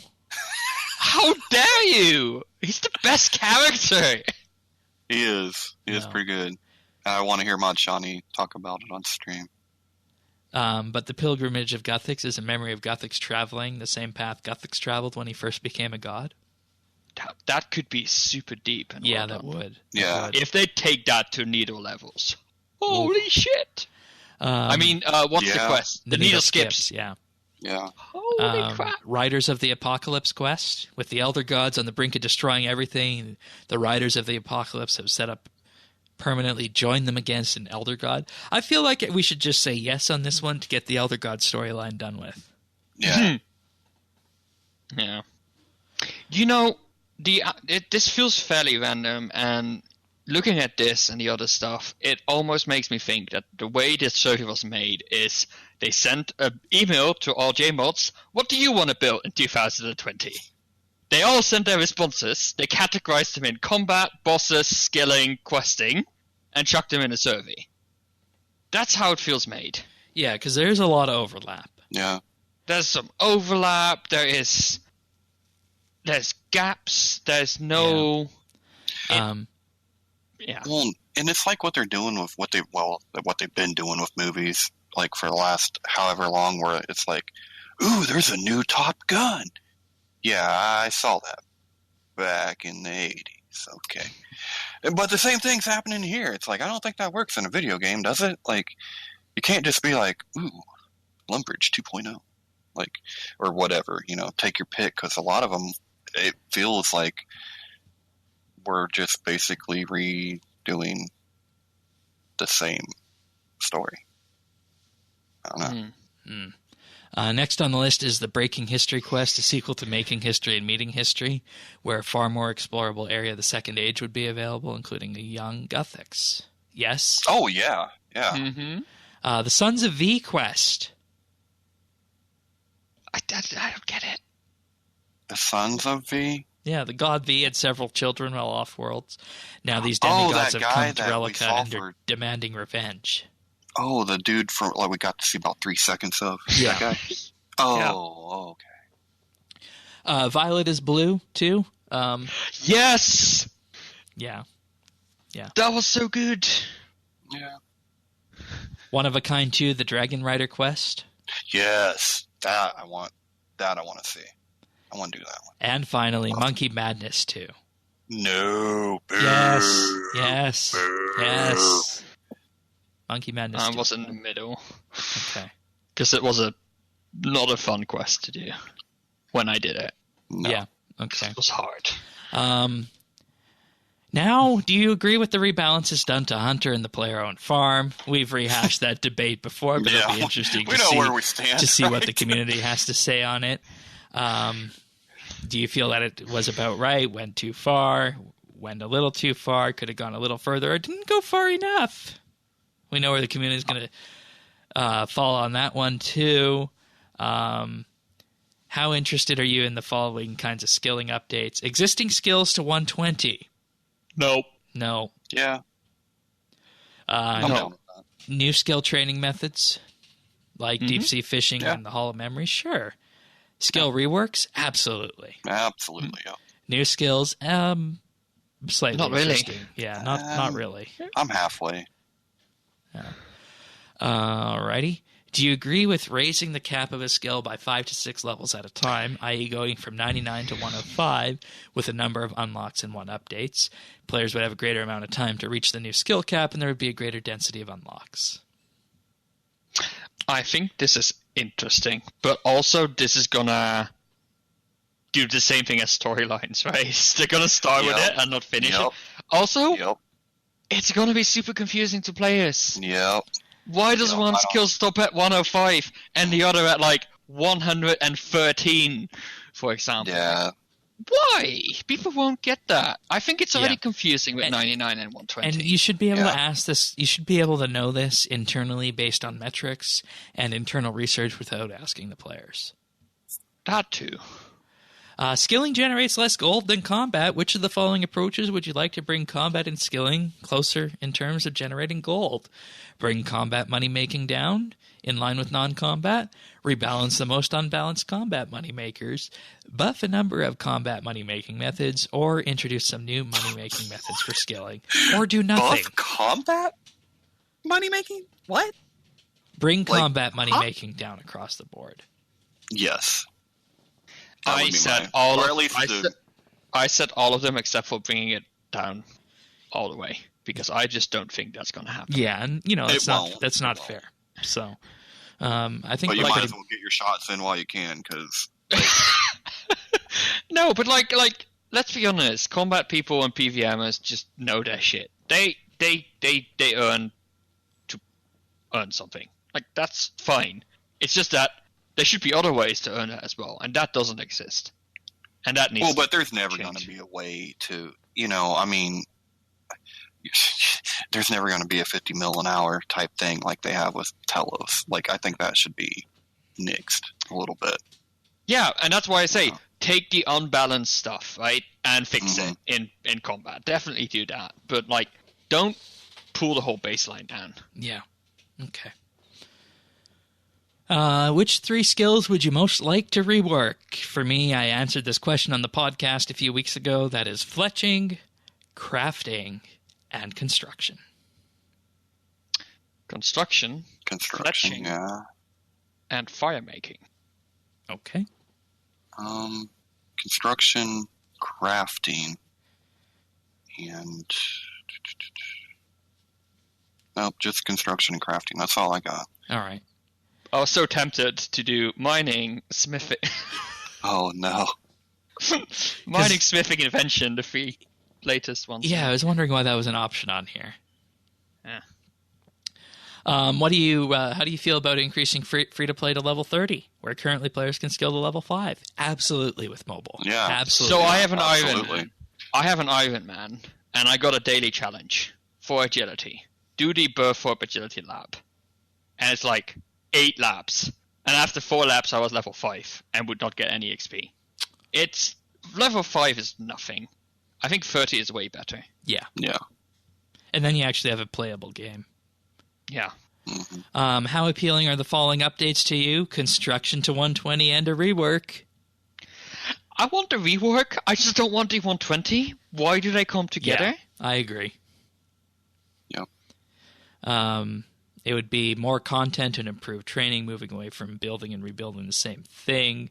A more attractive and intuitive POH with a graphical rework as well. Invention golems?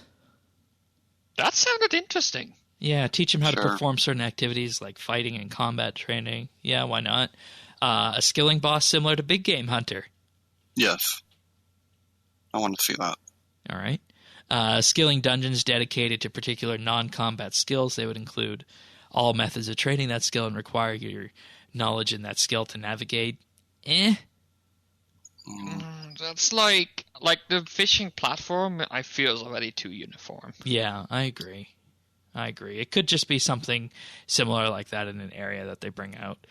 It could be something like a Priv district. Yeah, there you go. That would be interesting. Yeah. But rather than a skilling dungeon. Yeah. Well, it doesn't have to be a dungeon per se. Yeah, why is everything in a dungeon? Is safe cracking 2? Bank heist? No, rebalance safe cracking as it is. It's too strong. God damn it.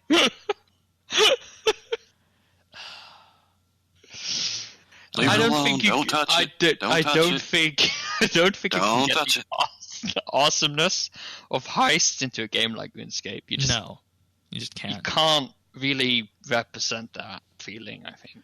Dungeoneering is represented with Dungeoneering Race and new scenarios. including competitive modes, survival modes, and more. That's interesting. Floor 61 is also here. Eh. I think Floor 61 should be for all the assholes that bitch at people in their groups. And we should just put them all together and let them do Floor 61. Okay. Magic smithing rework, similar to how the mining and smithing rework rebalanced melee gear to make it viable and a moneymaker. We looked at doing the same for magic gear, likely with crafting, rune crafting, and magic. Absolutely. Yep. Absolutely. That's why I said crafting. Yeah, me too. Summoning to 120 and rework, a graphical rework, and new familiars offering at least one new familiar at each level all the way to 120 would be redesigned to focus more on XP from familiar use.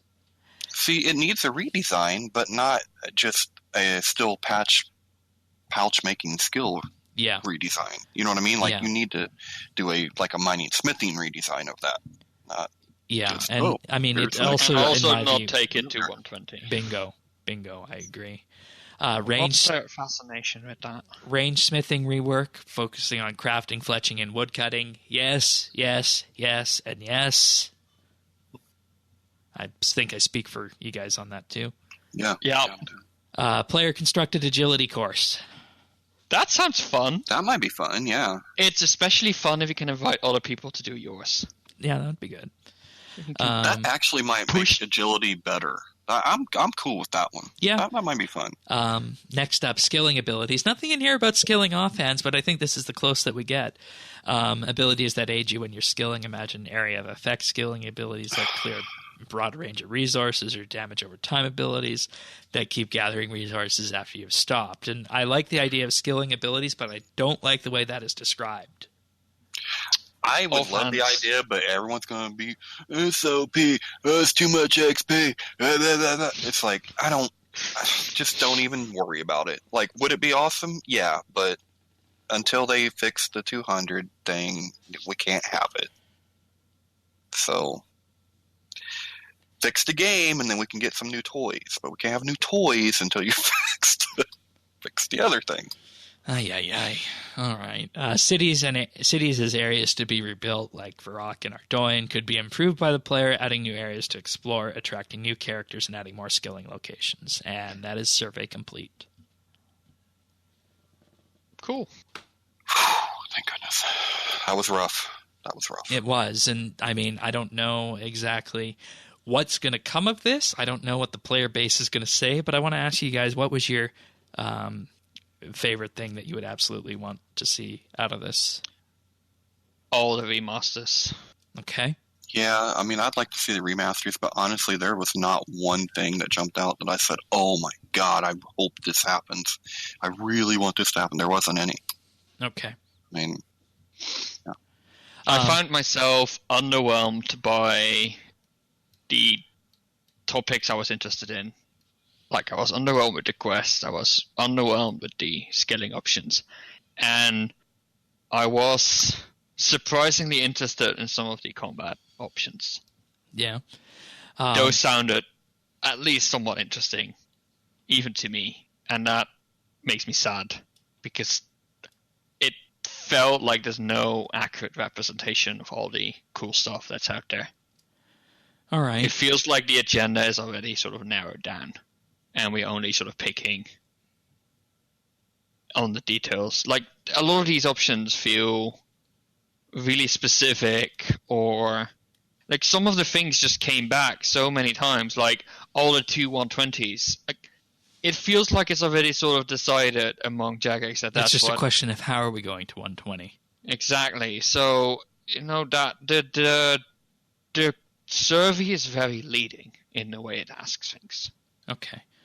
It is very sort of assuming of whatever, and I didn't really feel like I could fully represent what I don't and do want. All right. If you could pick one thing, though, that you absolutely did want, what would it be? I mean, some of the quests were really good, but I think mostly I just want the area remasters. Some of them sounded really good, especially the Ardoin one. All right, let's go for the Ardoin one. As for me, the magic and ranged armor, mining and smithing type remasters focusing on crafting, fletching, rune crafting, and the like, that's my top one out of everything on the survey. And I'd say probably after that, some of the quests like the Second Desert Treasure, Dragon Slayer 2, for example. I'm a bit wary of working with the needle, though. Too much. Let's stick the needle somewhere and not come back to it. All right. Let's stick it in an Elder God. Oh, I wonder what that would do.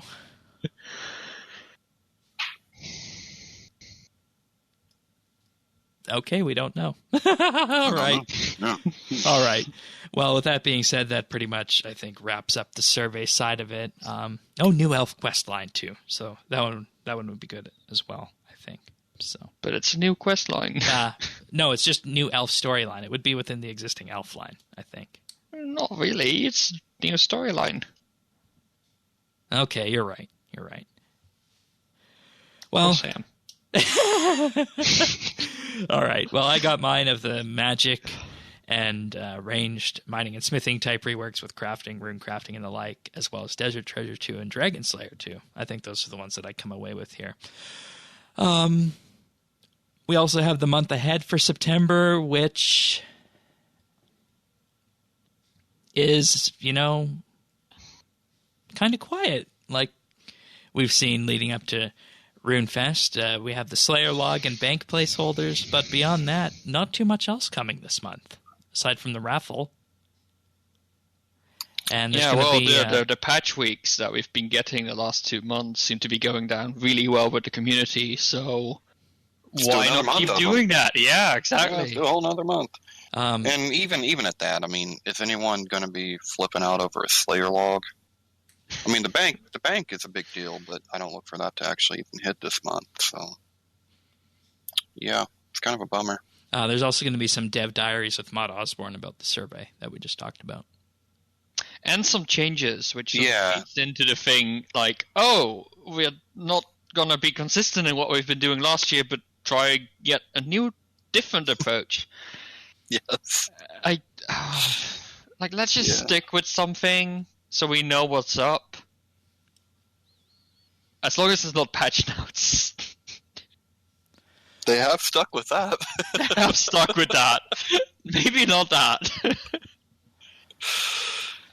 Alrighty. Well, that pretty much wraps up the RS segment this week. Hopefully you guys enjoyed that on the survey. We're going to move on to a couple of questions before tech news. But first, I'll just take a moment to thank our Patreon supporters for this week. I'd like to thank Arvids L, Brock H, Cass, Darren L, Diana, Kyle, Logan H, Rippeth, Sam W, Tom V, and Zez.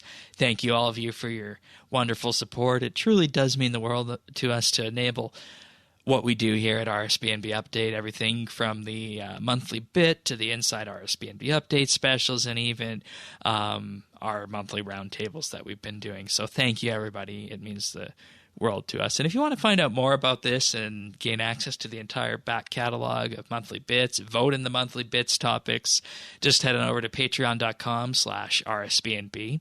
For as little as $1 a month, you will get a special mention in our show notes, early access to the show notes, and the ability to join in our roundtable discussions, vote on the monthly bit, and of course you help us fund the costs for hosting and production of RSBNB Update. For $3 a month, you'll get a special VIP rank on Discord and a mention on the podcast at the start of the month, as well as high-quality stereo AAC versions of the show. And for $5 a month, you'll get a shout-out every week and gain exclusive access to the outtakes that we use for the clip show, in addition to everything else. So if you want to support the show, the Patreon is one way to do it, and you gain a lot from doing that. Just head over to patreon.com/RSBNB to learn more. All right. And it's worth noting we are working towards that $99 tier, which is movie night in the RSBNB Discord, which will likely include some Star Trek. So if any of this sounds at all appealing to you, patreon.com/RSBNB. And thank you once again, everyone. I just want to thank all of you Patreons. You're the reason we're able to do what we do. And unfortunately, I have a hard out. I've got somewhere that I have to be. So I want to thank everyone for listening. And I'm leaving you in the very capable hands of Shane and Sirion. And I'll see you next week. Thanks, Dennis. Take care. Thank you. You ready to do these questions there, Sirion? I am always ready for listener questions. All right. From Whitey, hi Shane. As you often talk about other games on the show, such as Star Trek Online, do you AFK RuneScape on a second screen? If so, what is your go-to AFK activity? I'm guessing it's not waterfall fishing.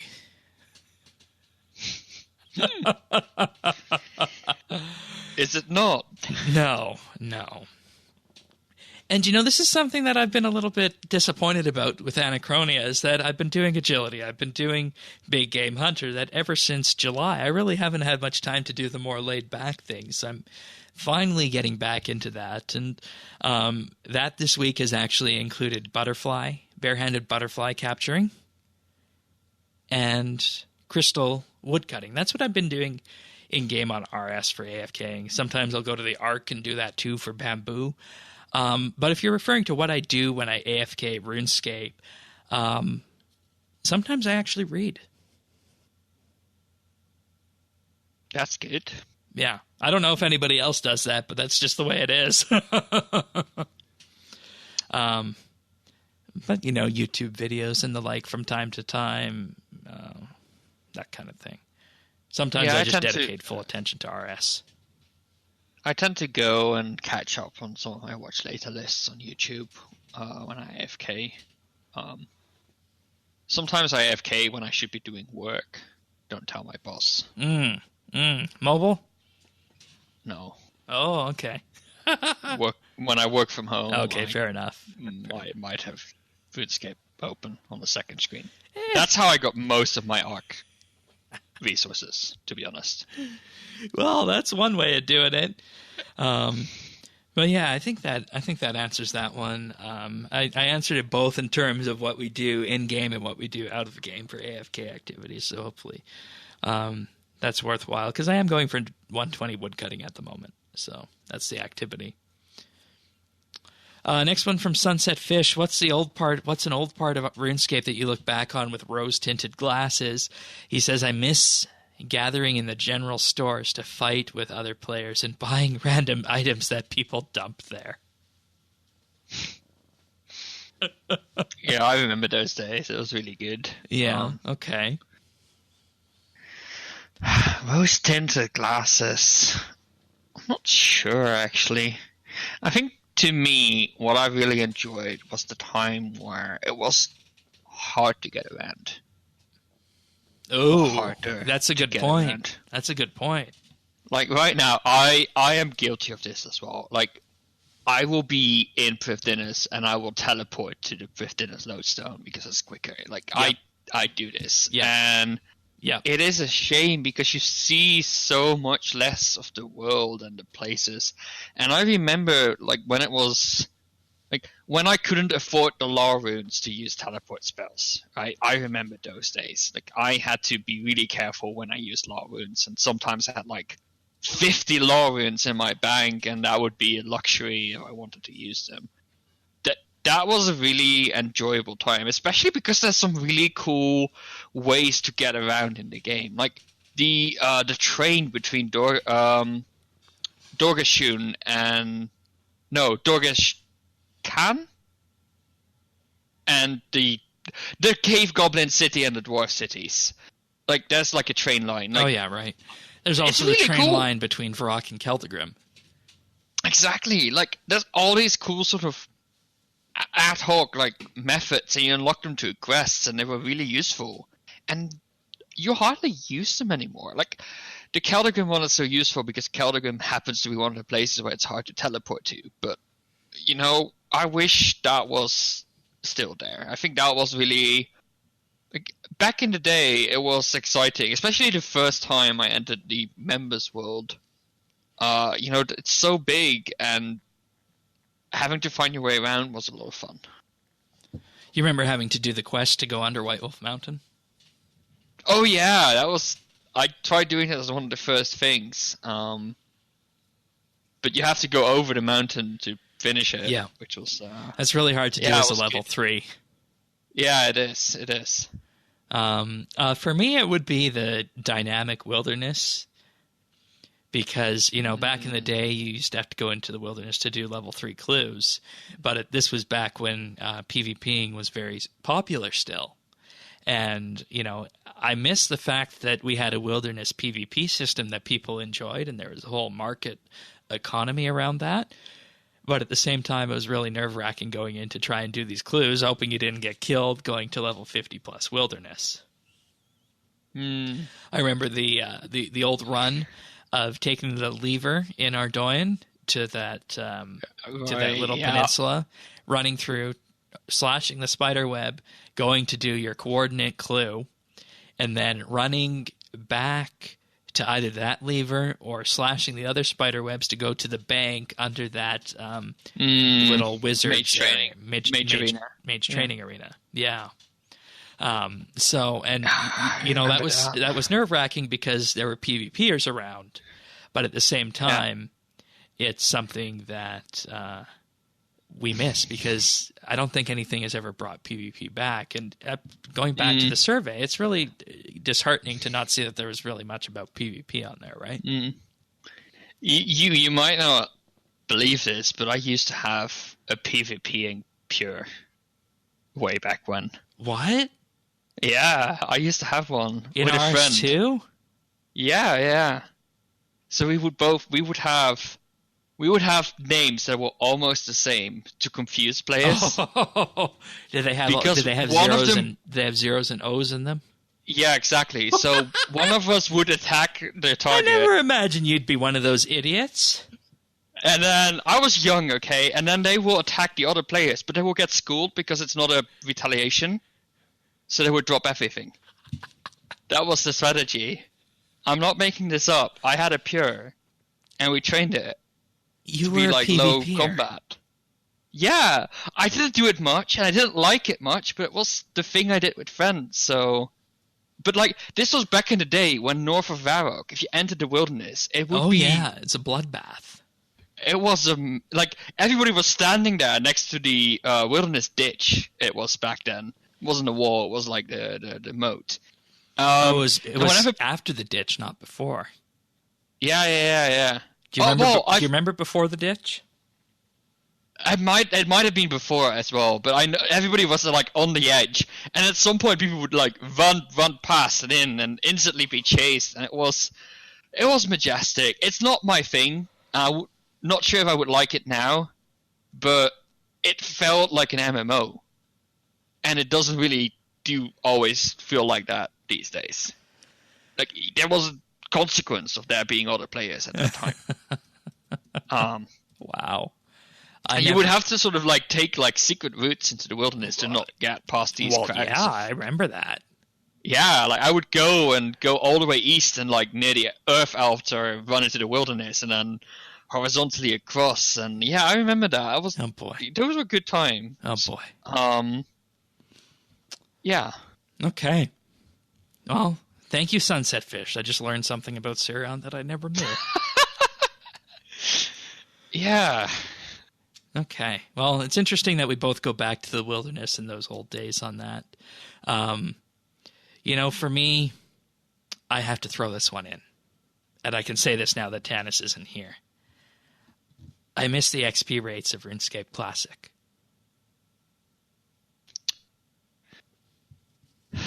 I'm not sure if I do, but I can see where you're coming from. Things are very easy.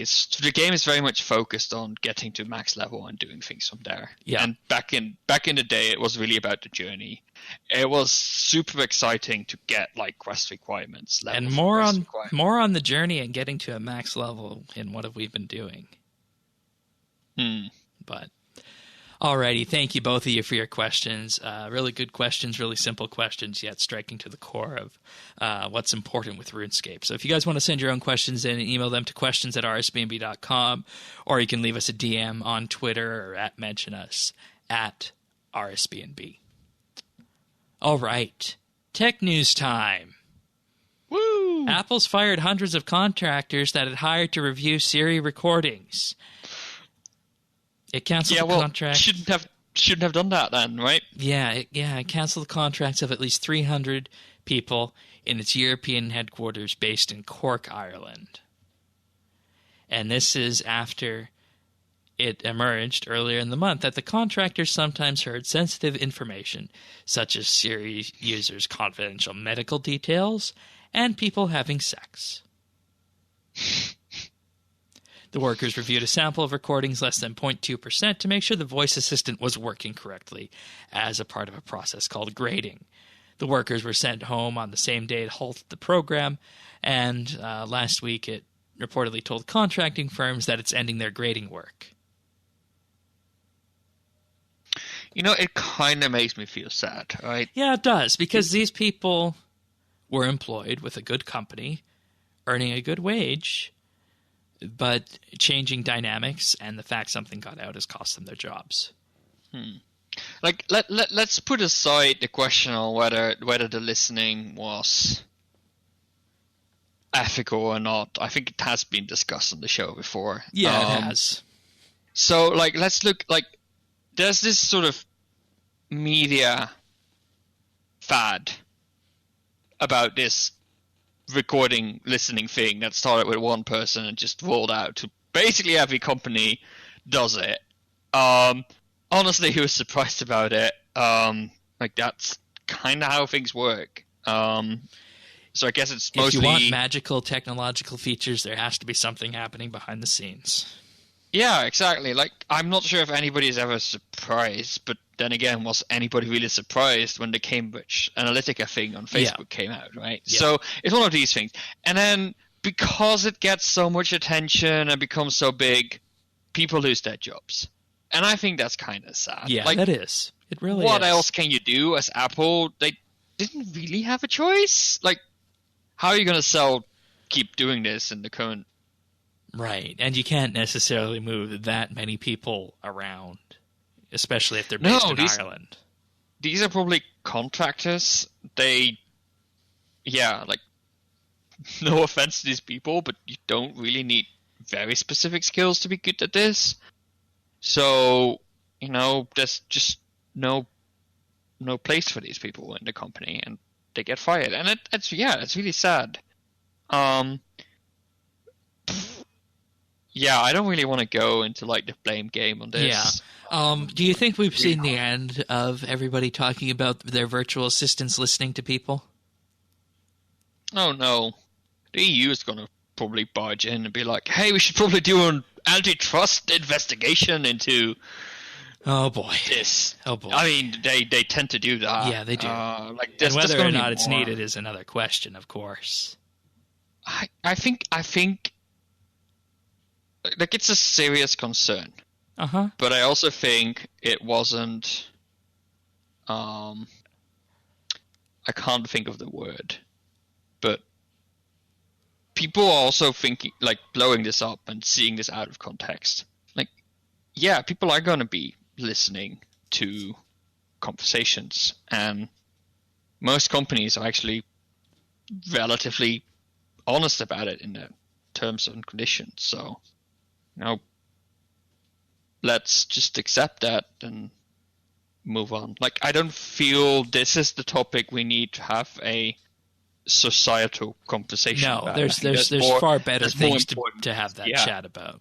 And you're right. It is the media that has largely been blowing these things up too. And we just talked about this because you're right. We did talk about the ethical side, but we just talked about it this week because this is one of the cases where there have been ramifications by this, and it's never good when people lose their jobs. So, All right, next piece of tech news. Google is reportedly looking to move production of its Pixel smartphone out of China and into Vietnam, starting for the 2020 model run push. And, the idea behind this is because labor costs in China are rising along with added pressure due to the tariffs and trade war going on between the U.S. and China. And Google has already taken the step of moving the Pixel 3a phone's production out of China, as well as its smart Google Home home speaker device too. And with this, Google says they're going to ship between 8 and 10 million smartphones this year, which is double from last year. And with this, Vietnam becomes a key part of Google's search for where they look in terms of things to grow forward with the smartphone business. And, with this, they also mentioned that the speakers will likely move to Thailand. But this is one of the big countries, or rather one of the big companies, moving one of their businesses out of China based on recent trends that have been happening. And I think it's fair to say that the Pixel is a flagship phone, and there's definitely people out there who will take note of this, and because of this, the Pixel would become a more attractive option, I think. And I think the ball is in Apple's court next to see whether they can continue absorbing this cost or if they're going to move out of China as well for their supply chains. So it's definitely an interesting market dynamic. Mm-hmm. I think it's going to keep happening. Like the labor costs in China, it's a valid thing. Like China isn't the lower class, like the middle class in China is massive, and those are not factory workers. That's right. So, you see a lot of like what we did, like I say we, like what Europe and America did with Asia. Asia's now doing with Africa, right? Africa is becoming like how I have it seen being described is Africa is China's China. Like Africa has really low labor costs, and Europe invested a lot of money in China and the infrastructure there to get all the factories up and working there, and now China is doing the same to Africa. So we sort of see this all moving around, and I think we will see a shift in these things, like where things are being produced over the next few years, because China has grown beyond that. Like it has a big tech scene by itself now. It has big companies that we are not necessarily super familiar with, such as like Alibaba and WeChat, which are massive. Like they are probably bigger than most companies we are familiar with because China is really big. Like we don't often appreciate, I think, how many people there are in China.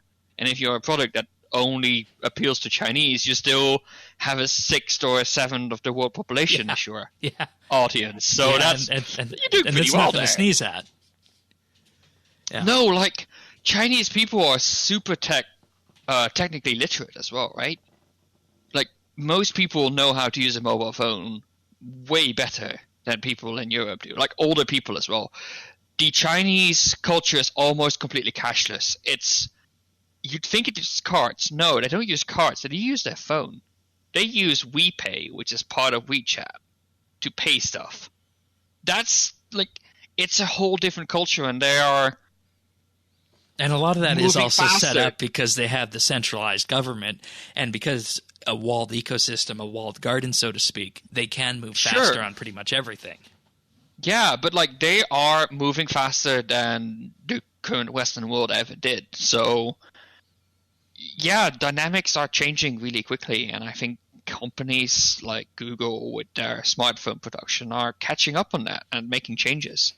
And I think this is also fueling the trade dynamics outside of the tech world over the past year that we've seen, and definitely something to keep an eye on. And I think there's concern in each of the tech companies about where things are going next, because it's really hard to predict. And you can't just pick up and move a supply chain in 6 months. It's going to be something that's going to take probably 3 to 5 years to execute.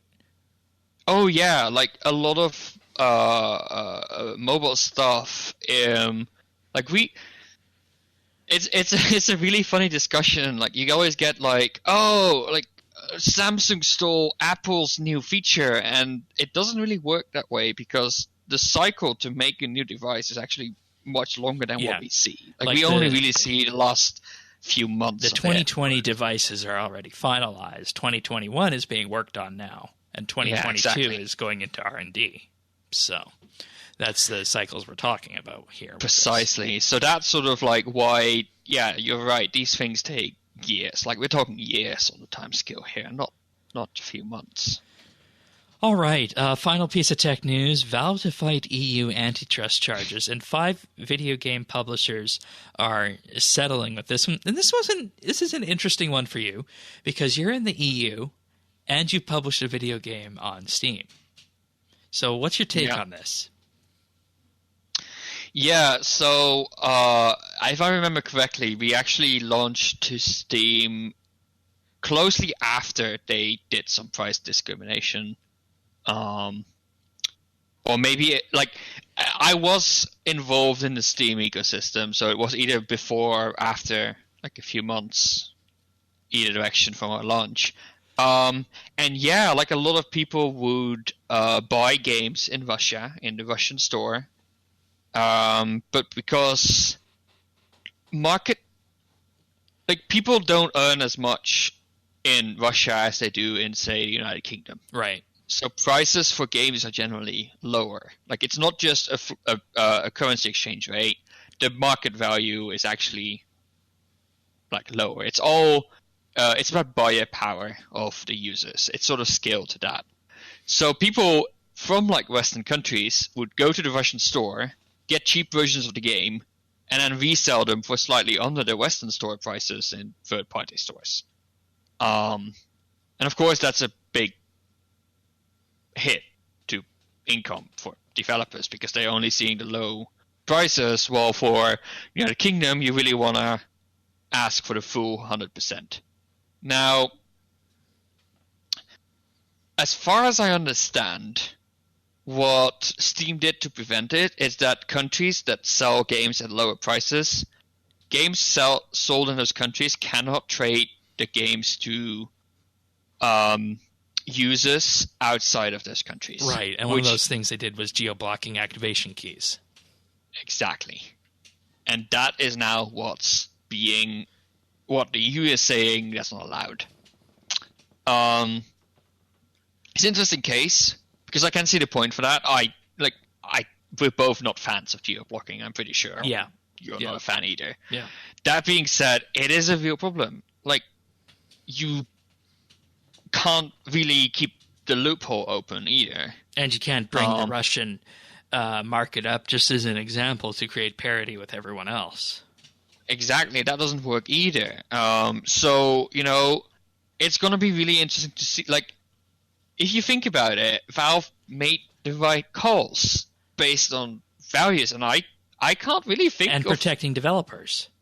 Yeah, they protected developer interests, and I don't really know how else they can do it. This is probably the most user-friendly option there is as well. Yeah, and you have to wonder, will they be successful in this? Because this is a pretty big deal when you're looking at different countries, and if the EU breaks this open, this will be like another one of the cases we had on the show where the EU is trying to do good but ends up doing harm in the process. I can't remember exactly what it was. It was a few months back, but it was another EU case like this. Do you think this will be successful and go ahead? Or rather, do you think the EU will be successful in this? It's hard to see. We have seen several decisions of the EU, and we have seen appeals, and we haven't seen any of the outcomes of the appeals. So it's hard to estimate what the success chance is. It's hard because the EU decides. It's a different committee in the EU, but it's going to be the EU that decides. So, I don't think they'll be successful. I think the EU will push this through, but it will be really interesting to see what the I'm hoping that there's a conversation between the EU and Valve to come to a solution that's acceptable to both. Yeah, it's better to have a solution that's acceptable to both rather than have one rammed down the throat of the other. So yeah. Alrighty, well, that's it for tech news.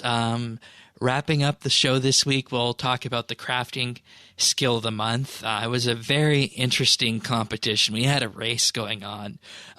We had 7 competitors in this one. At the end, Unknown Raptoid claimed first with 22.7 million crafting XP gained.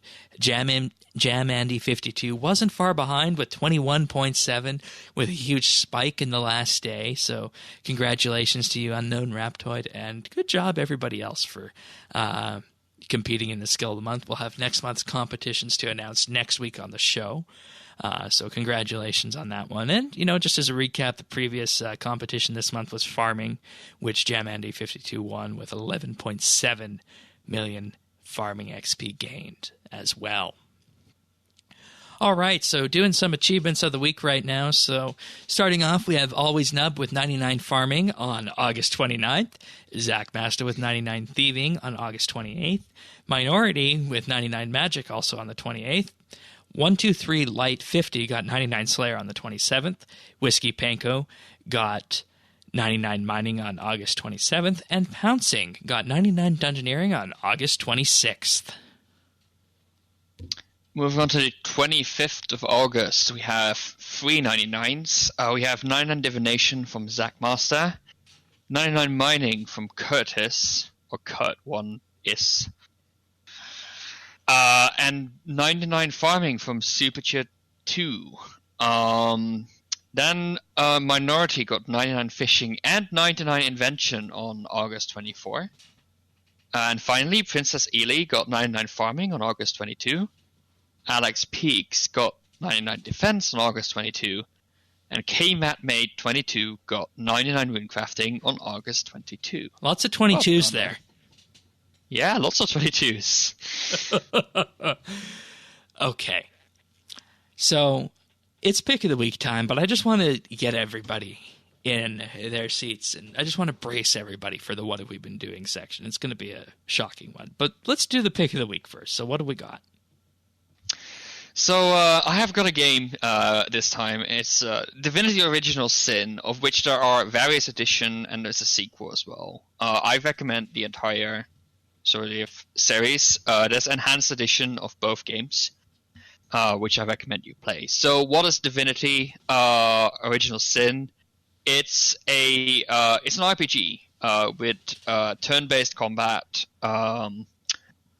which I find one of the best combat systems I've ever played with. It's turn-based, but you play on a battle map, so it's like a normal 3D environment. You get a certain number of points each turn that you can use to use abilities.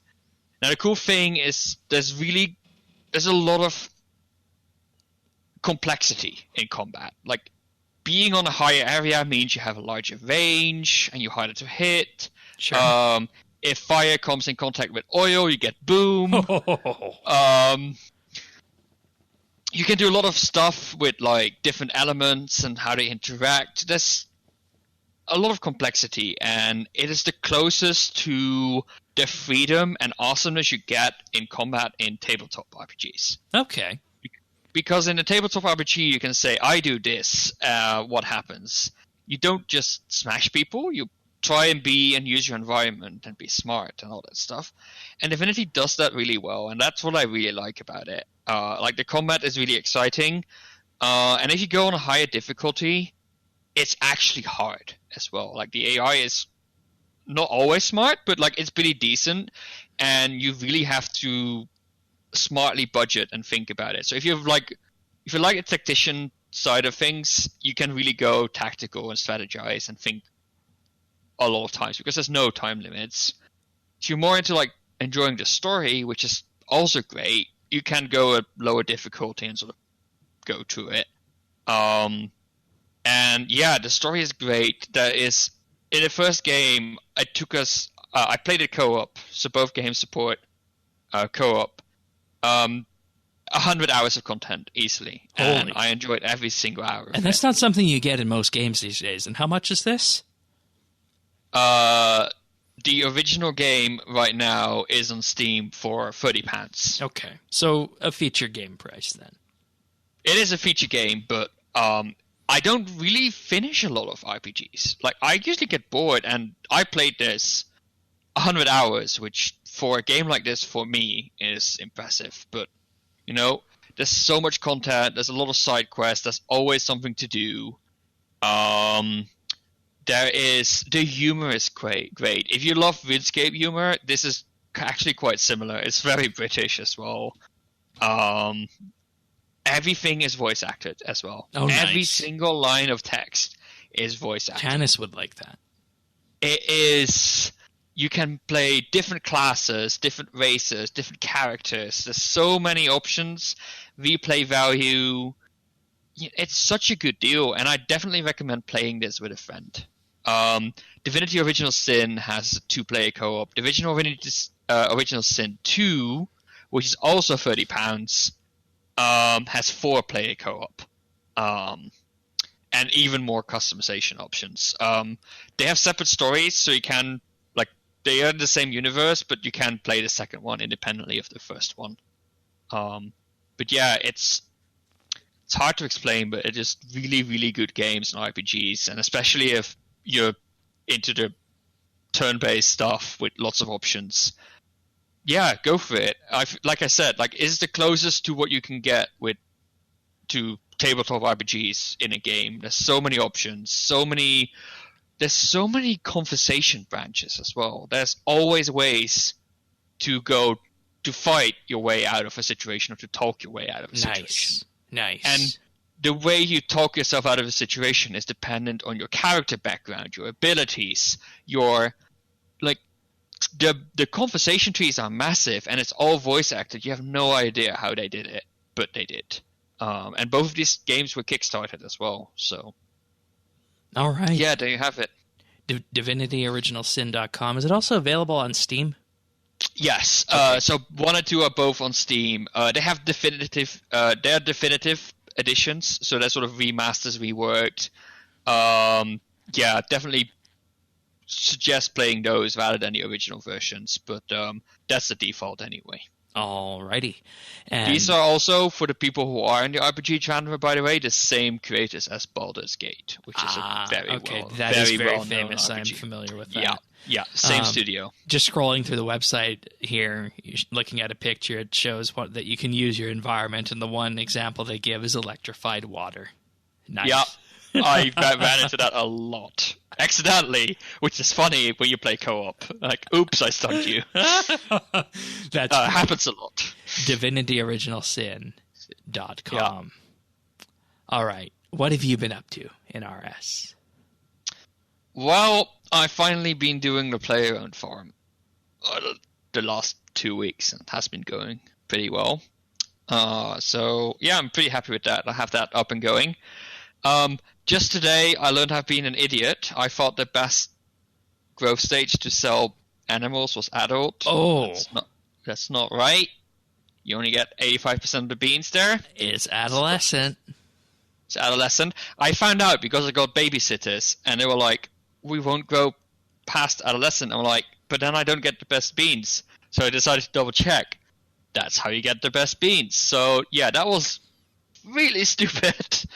Luckily I caught it though, so going forward I'll get more beans. But yeah, I'm working on that.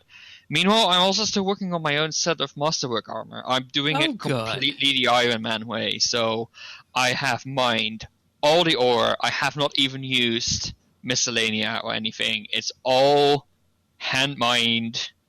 And that's now all being smelted slowly into bars. I'm working on that right now. And after that, the folding begins. That's the stage that's the most painful.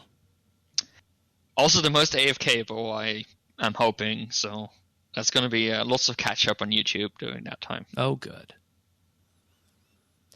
All right. Well, as for me this week, I had a really good string of luck at the Big Game Hunter Dinosaurs, as I mentioned previously, because I was at kill 90 and I got a totem, and then I got another kill at 94. So that was it for that in terms of getting the totems from Big Game Hunter. Following that, I went over to the butterflies because I needed something AFK to do, and lo and behold, I got the compacted hides. So hunting-wise, I'm pretty much done with Anachronia, unless I decide to go back and do some Big Game Hunter for the rewards and whatnot on it. So I got Tier 3 Hunter on my base camp, so that's all nice and peachy. But as I mentioned in the earlier part of the show, and I've mentioned this to a few people this week, I have a bit of an announcement and a bit of a reveal for this week on the podcast. So, you guys remember the Breaking the Storm event, right? Back in June. Yep. Back then, and knowing that the player-owned farm was there and seeing free construction XP, I made the decision to purchase the Summer Escape membership with bonds on an alternate character that I set up previous years ago to test one of the tutorial island incarnations of it and whatnot. I don't know when it was set up, but it was from that. So from Breaking the Storm, 1 weekend worth there, I got 60 construction for free. And I wanted 60 construction because that's what you need to unlock all the pens at the player-owned farm. I also took the character up to 28 farming with that event as well. And following that, in the 2 months, I've been doing the player-owned farm daily on this alt character. And it is currently 94 farming within reach of level 95 in 2 months. And I have a grand total of 32 hours played on the account. That's more broken than Hunter, if you ask me. Yeah. I started this project because I wanted to see what the experience was like farming at the player-owned farm. I also started it because, I got farming as my first 99, and I never got the chance to keepsake an untrimmed farming cape. And I also wanted to see that, what's it like in 2019 doing the challenge of running a level 3 skiller, because that's what this is. There's no combat levels on this one except for one accidental summoning level. It's still level 3. And that also provides more of a challenge, I think, than Iron Man does. Now, I have a full Informer article detailing this at informer.rsbnb.com. But I want everybody to think, if you can take farming to 30 to 99 in 2 months, how did that piece of content get into the game as it is? And you can see why it's being nerfed down, or rather rebalanced to it. And, this led me to a number of questions with this, Like, for example, and, this is something that I've wanted to ask the question of, is that, aside from looking at how fast this was and how little engagement there was, is that, would it have been more rewarding, for example, to make a push for Song of the Elves on Old School? Or a better question is, how fast should RuneScape be in 2019? And if it's going to be fast, and if there's going to be an XP endgame, we need a way to handle XP beyond 120 and preventing 200 mils from appearing. So that's what I've learned all through this. And, this entire project was supposed to be fun. And, I've had times of fun. I don't know how I'm going to feel about it until I get the 99 on it. But it doesn't feel as nearly as rewarding as the old style of farming did. So that's where I'm at currently with this. I'm going to be continuing it to 99 farming. It's unlikely that I'll continue it beyond unless I can find some way of cycling 2 bonds a month towards it to pay for its membership. And, it's also worth noting, I didn't take any handouts at the beginning from this character. The only handouts from the main account were the materials to build the pens, 2 chickens, or no, not even 2 chickens, 2 chinchompas, 2 spiders, 2 zygomites, 2 yaks, and 2 dragons. And with that, I've been able to get very close, a pinch away from 95 farming in 2 months. And that's something that has utterly astounded me, and I'm not quite sure how to feel about it.